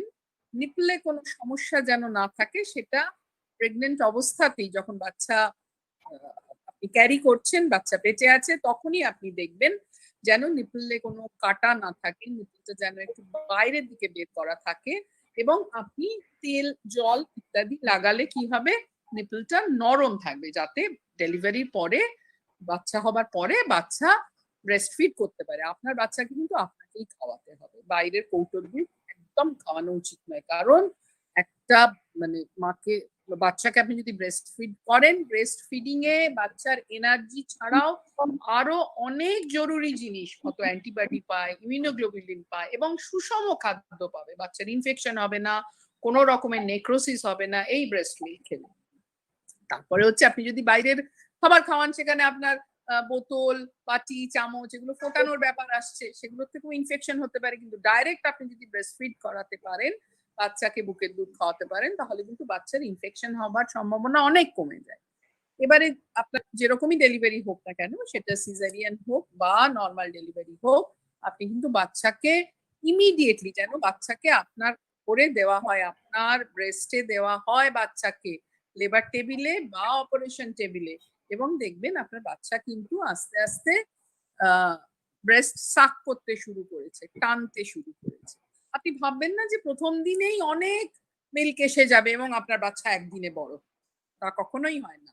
ব্রেস্ট মিল্ক আসতে 3 দিন সময় লাগে, 72 ঘন্টা সময় লাগে, কিন্তু তার আগে যে হলুদ রঙের যে জল জল সিক্রিশনটা বেরোয় ব্রেস্ট থেকে ডেলিভারির পরে, আমরা যাকে কোলোস্ট্রাম বলি, সেটা অবশ্যই বাচ্চাকে দেবেন।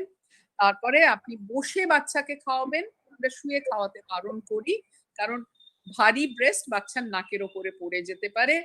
বাচ্চাকে কোলে নেবেন বাবু হয়ে বসে, বাচ্চাকে একটু তুলতে হবে, এক কোলে একটা বালিশ রাখবেন, তার উপরে ফিডিং পিলো বলে একটা পিলো পাওয়া যায়, তা যদি না পারেন আপনার এমনি বাড়িতে যে পিলো আছে পরিষ্কার কাপড় দিয়ে ঢেকে তার উপর বাচ্চাকে রাখবেন। বাচ্চাকে টার্ন করাবেন, মানে পাশ ফেরাবেন, বাচ্চা কিন্তু সোজা অবস্থায় ব্রেস্ট ফিডিং করতে পারে না। বাচ্চাকে পাশ ফেরানোর পরে দেখবেন বাচ্চা মুখটা বড় করে হাঁ করছে, এটা একটা রিফ্লেক্স।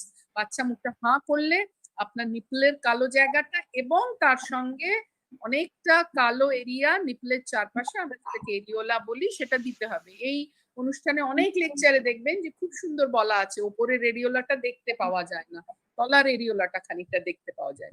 বাচ্চার চিবুক কিন্তু আপনার ব্রেস্টে ছুঁয়ে থাকবে। আরেকটা জরুরি জিনিস, দেখবেন বাচ্চার পেট আর আপনার পেট টাচ করছে, তবে বুঝবেন যে বাচ্চা পজিশন ঠিক হয়েছে। বাচ্চাকে আস্তে ধরবেন, জাপটে ধরবেন না। প্রথম যারা মা হন অনেকে ভয় পান, তো একদম জাপটে বাচ্চাকে ধরেন, কিন্তু বাচ্চার তাতে কষ্ট হয়। তারপরে বাচ্চা আস্তে আস্তে দেখবেন সাক করতে শুরু করছে, বাচ্চা যত সাক করবে তত বেশি আসবে, এবং বাচ্চা কিন্তু সাক করতে করতে মাঝে মাঝে থামে, এই নয় যে বাচ্চা দম দেয়া পুতুল, বাচ্চা তো মানুষ। সুতরাং বাচ্চা আস্তে আস্তে সাক করবে, থামবে, এবং এইভাবেই বাচ্চার পেট ভরে গেলে তখন দেখবেন বাচ্চা ছেড়ে দেবে।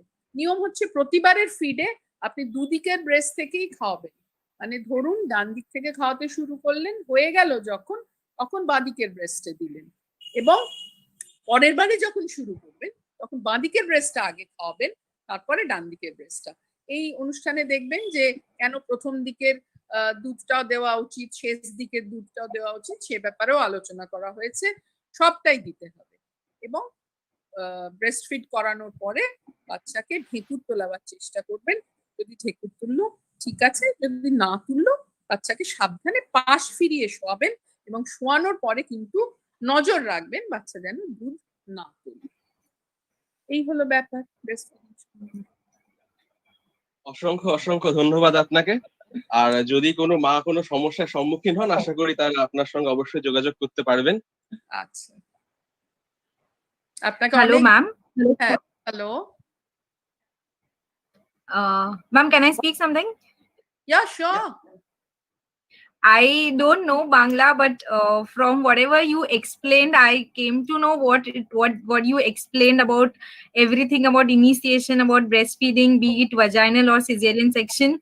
And Yep. basically, the gist of what you said was to promote, protect, and support breastfeeding Absolutely. wherever Absolutely. you are. Yeah. Thank you, ma'am. And I can tell you that presently, whatever is the status of the mothers are very much keen to breastfeed now, which was out of fashion 20 years back, but now it has changed drastically. And definitely, this breastfeeding week celebration has helped us a long way. Yes, ma'am. Okay, then. Thank you very much. Dr. I Arijit, am sir? expressing my thanks to all participants and speakers also. So, Thank okay, then. So, I think we can now close our program. Thank you. Thanks a lot. Okay, then. Bye bye to all.